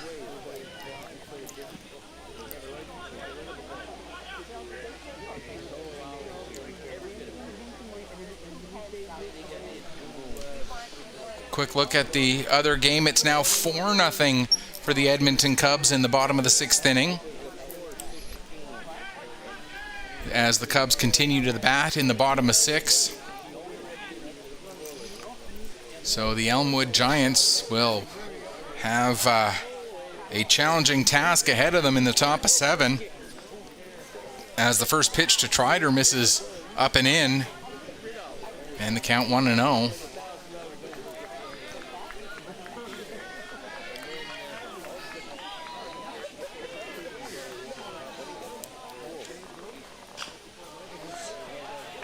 That one off the hands, and the count goes 1-1. And something I normally mention as well, but because the game actually started before we got on air here right at the bottom of the hour back at 4:30, we are playing this game on the unceded ancestral territory of the Mi'kmaq as well, and I apologize for not putting that land acknowledgement in the opening. Like I said, I normally try to get it in during the opening, and but Baseball Canada had the teams ready to go at 4:29 instead of 4:30, so we missed a couple pitches. Unfortunately, there's a swing and a miss, strike 3 for the second out of the inning. Some of the hockey games that I work over the summer, or over the winter, much like it at the upper levels, television controls the game almost more than anything else, and we don't quite have that same power with the broadcast here to tell them, hey, no, you can't start yet because the broadcast isn't ready. Wish we did, but, maybe someday we'll get there. First pitch to Jack Fader misses outside. Fader is 0 for 2, struck out and reached on an error. The Cubs get another one in the bottom of the 6th, so they're now up 5-0 as we look at the score from New Waterford. Second pitch to Fader catches the outside corner from Horvath, and the count 1-1. Edmonton still threatening in the game against Elmwood there. They got 2 on, runners on second and third with 2 out.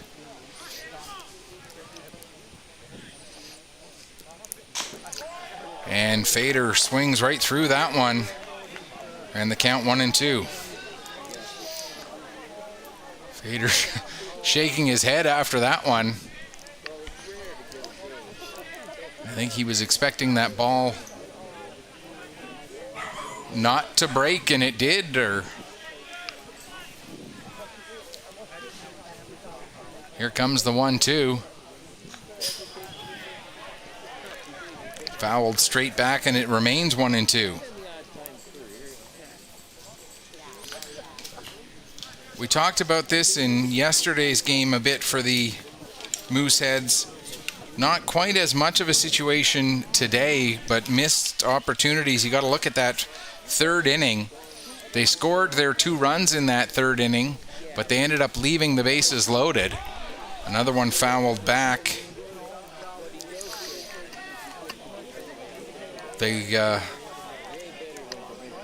And it was a good 2-out rally. I'm not going to take anything away from them on that. I mean, they scored the 2 runs with 2 outs, and then they loaded the bases, but ended up leaving those 3 runs on the paths instead of on the scoreboard. Another one fouled straight back by Fader, as he's giving Horvath a good battle here. But when you trail by 3 and you leave 4 guys on base through the first 5 innings and 1 runner on here in the 6th, obviously that plays a factor. Give credit to Horvath, though. He worked himself out of that jam, and he works himself out of the error. This time, no runs, no hits, 1 error, and 1 runner left on base. And we've played 5.5. Go to the bottom of the 6th. Or, sorry, we've played 6, and we're going to the top of the 7th. And the score is 5-2 for the Windsor Stars. And already a 3-run cushion, looking for some insurance, and it's going to be Wasiluk, Hudwagner, and Robinson that they'll try and get it from.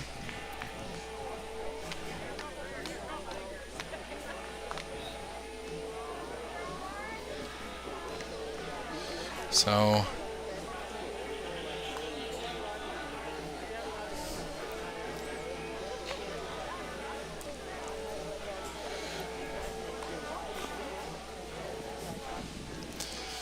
we'll see if they are able to add any more insurance, and it is going to be McKinnon staying out there for a 2nd inning of work. So I think the pitcher who was working was, if Dartmouth could have somehow gotten the lead, they might have made a pitching change there.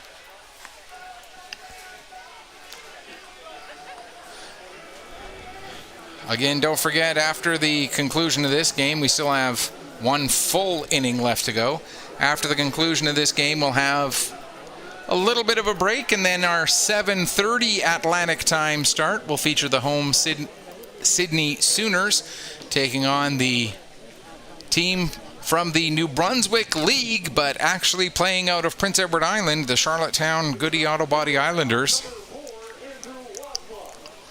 Andrew Wasiluk coming up. He's 2 for 3 with a pair of singles. So Wasiluk leading off the top of 7 here. And McKinnon, the lefty, delivers a breaking ball that doesn't come back all the way over the plate. And the count 0-1, or 1-0, excuse me. Another pitch misses, and it's now 2-0.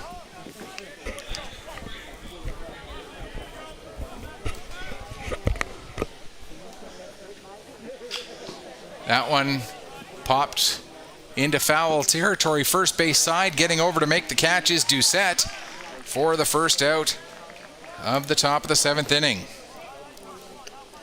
That'll bring up Hudwagner. He's 0 for 3.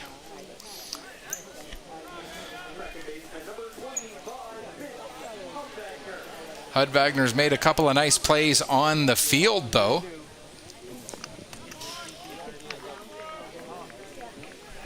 Swings and fouls off that first one, 0-1.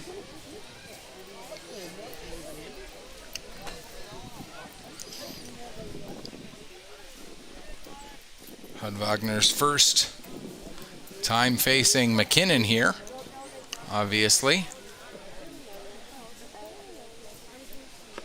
That pitch misses outside, and the count goes to 1-1.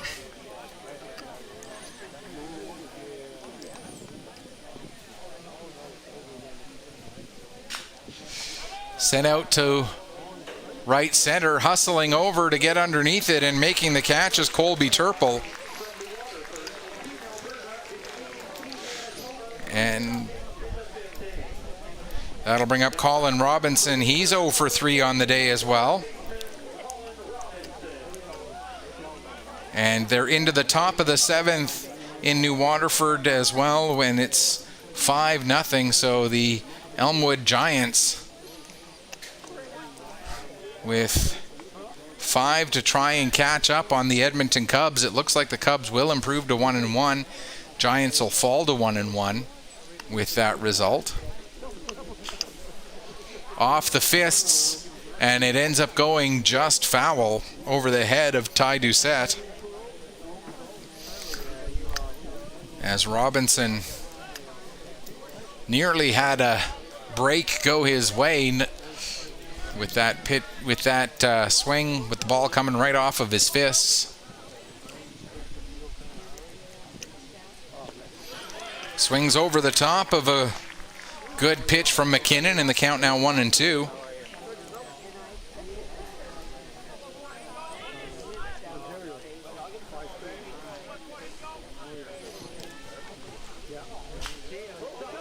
Fouled off by Robinson, and he'll stay alive at 1-2.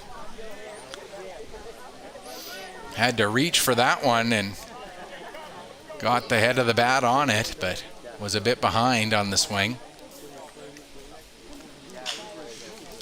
Gets that one, grounder to second, gathered in by McKinley, over to Doucette, and a quick 1-2-3 inning in the top of the 7th, and that is what the Dartmouth Mooseheads needed. Now they're going to need the offense to go to work, and it'll be 8-9-1 due up in the bottom of inning number 7 for the Mooseheads. Como, Schreider, and Head, and if anybody gets on, then Thibodeau. And Horvath coming out here to try and finish off what he started. And coming out with some enthusiasm to see if he can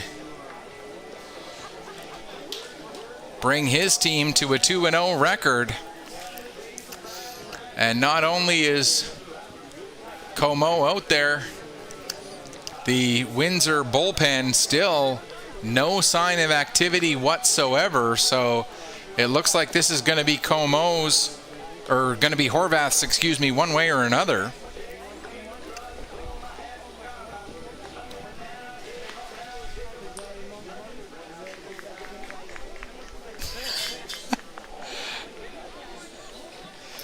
And apparently just got a message that Brandon McKinnon, the lefty pitcher for the Mooseheads there, also known as Legs, but sometimes it's dangerous to start getting into nicknames of players during a broadcast because you never know what you're going to get. So sometimes it's wiser to err on the side of caution there. The Giants have I believe there's a change there for the, yes, now playing second base for the Stars. Brian Dufour coming in to take over for Lumley at second base. So Brian Dufour, the new second baseman. Dan Como leading things off here. He's 1 for 2 with a single and a run scored. The Elmwood Giants have put 1 on the board so far in the top of the 7th. They still trail 5-1. Como takes the first pitch outside, ball 1.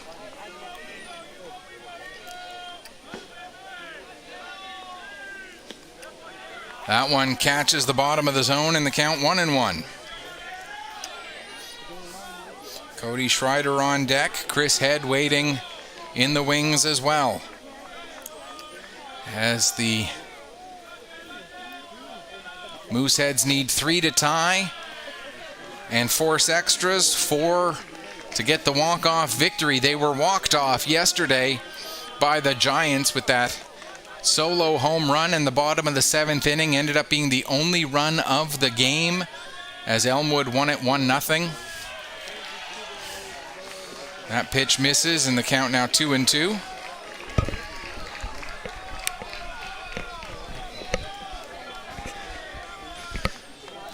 And it is now a final in New Waterford. It was 3-1 before that pitch, my apologies. So Como takes the leadoff walk and gets to first base. That'll bring up Cody Schreider. Schreider 0 for 2 today. And we're going to get a pinch runner for Como coming in to run for him. It'll be Billy Hartley. Hartley, a two-sport athlete, as he played junior hockey, including some time with the Yarmouth Mariners in the Maritime Junior Hockey League. I believe he also had a cup of coffee in the queue as well, if memory serves.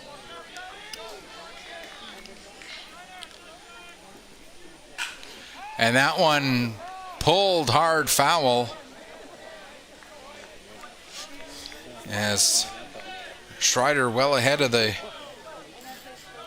pitch there.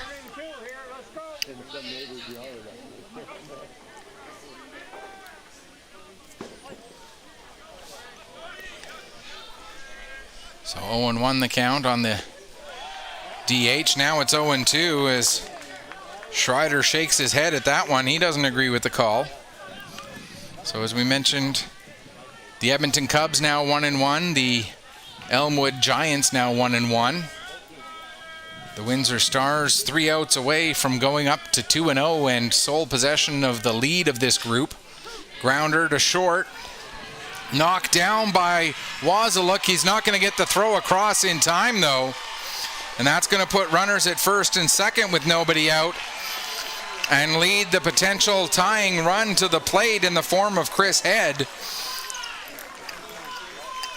Head 0 for 3 on the day.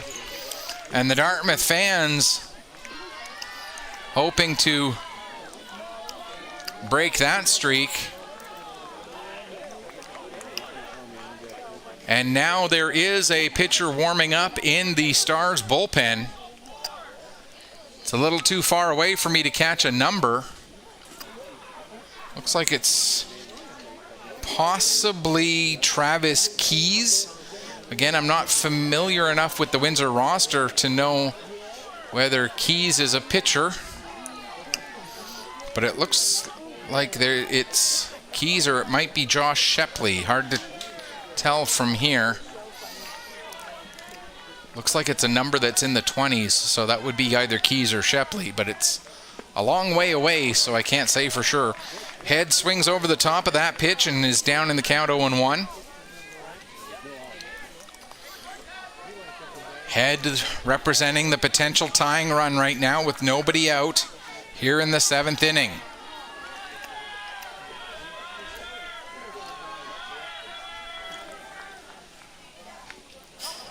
That one fouled off, and it's 0-2. As the pitcher warming up in the Stars bullpen, trying to do so quickly, and it looks like he might be pretty much ready to go. So this may be the last batter that Horvath faces here.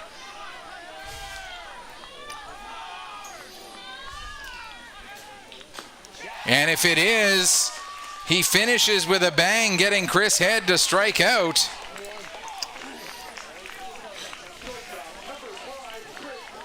That'll bring up Chris Thibodeau. But Thibodeau may not get a chance to face Horvath for a 4th time, as we're going to have a meeting at the mound.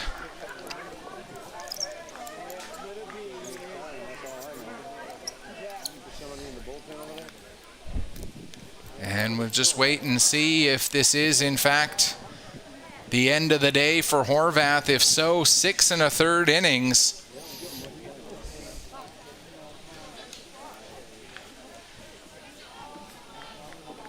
And nope, they're going to let him keep going. So Chris Horvath is going to stay in there, and he's going to face Chris Thibodeau. The battle of the Chris's, with Thibodeau representing the tying run, and Thibodeau already with a home run, a 2-run blast that accounted for both of the Dartmouth Mooseheads runs so far today. If he can get another duplication of that, he can tie up the game here with one swing of the bat. First pitch to Thibodeau catches the outside corner, and it's 0-1. Thibodeau 1 for 2 with that 2-run home run. He also flew out to center and walked in his other 2 plate appearances.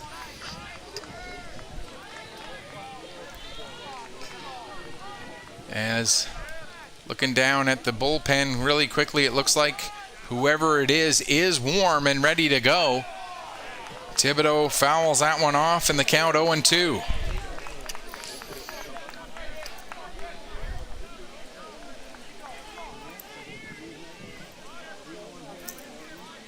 As Horvath takes his time, gets back onto the mound, gets himself set.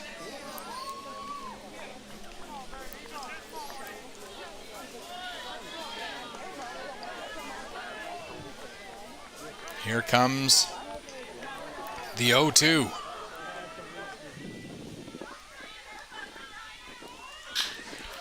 And it's driven it to left field. Rounding third is Hartley. Hartley's going to come home. The throw cut off, keeping Schreider at second and Thibodeau at first. Thibodeau, his 3rd RBI of the game, makes it 5-3, and the potential tying run now at first base, and the potential winning run will come to the plate in the form of Ty Doucette. Doucette 1 for 3 with a strikeout, a flyout, and a single. And they're going to leave Chris Horvath in there at least a little bit longer. Give Horvath credit. He has worked himself out of one jam earlier in this game and gives a nice pitch there that Doucette chases. And the Dartmouth first baseman down in the count, 0-1.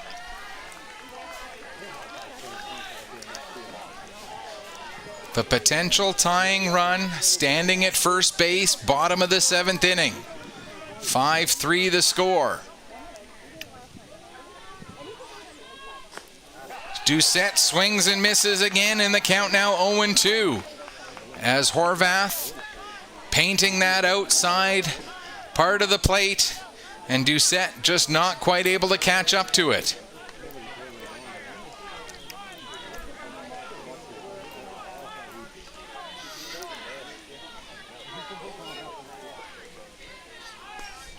Here comes the 0-2. Swing and a miss, strike 3. 2 Ks now for Horvath in this inning. That gives him a grand total of 8, 9, 1, 2, 3, 4, 5, 6, 7, 8, 9 strikeouts on the afternoon. And Anthony McKinley now the final chance for the Dartmouth Mooseheads. McKinley 1 for 3. He's one of those 9 strikeout victims. He's also singled and popped out to short.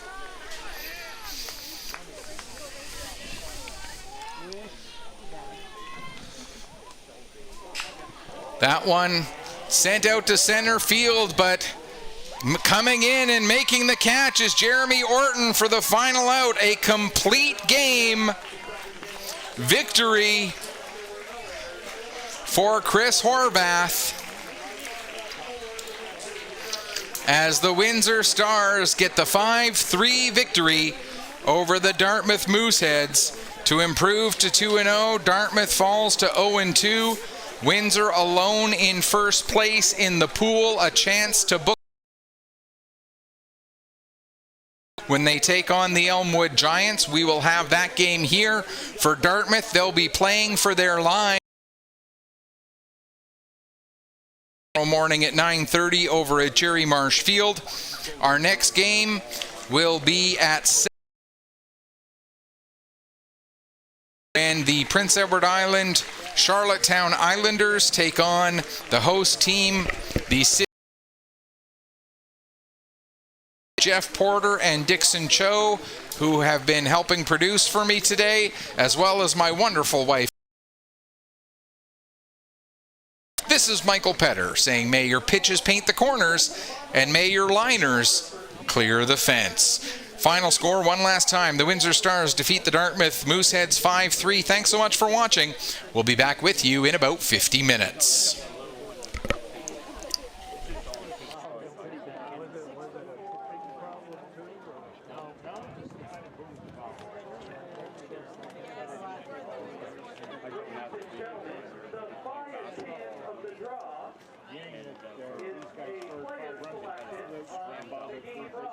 All players on the team roster were eligible for this draw. The winner of the draw from Team Ontario, number 9, Jack Zimmerman.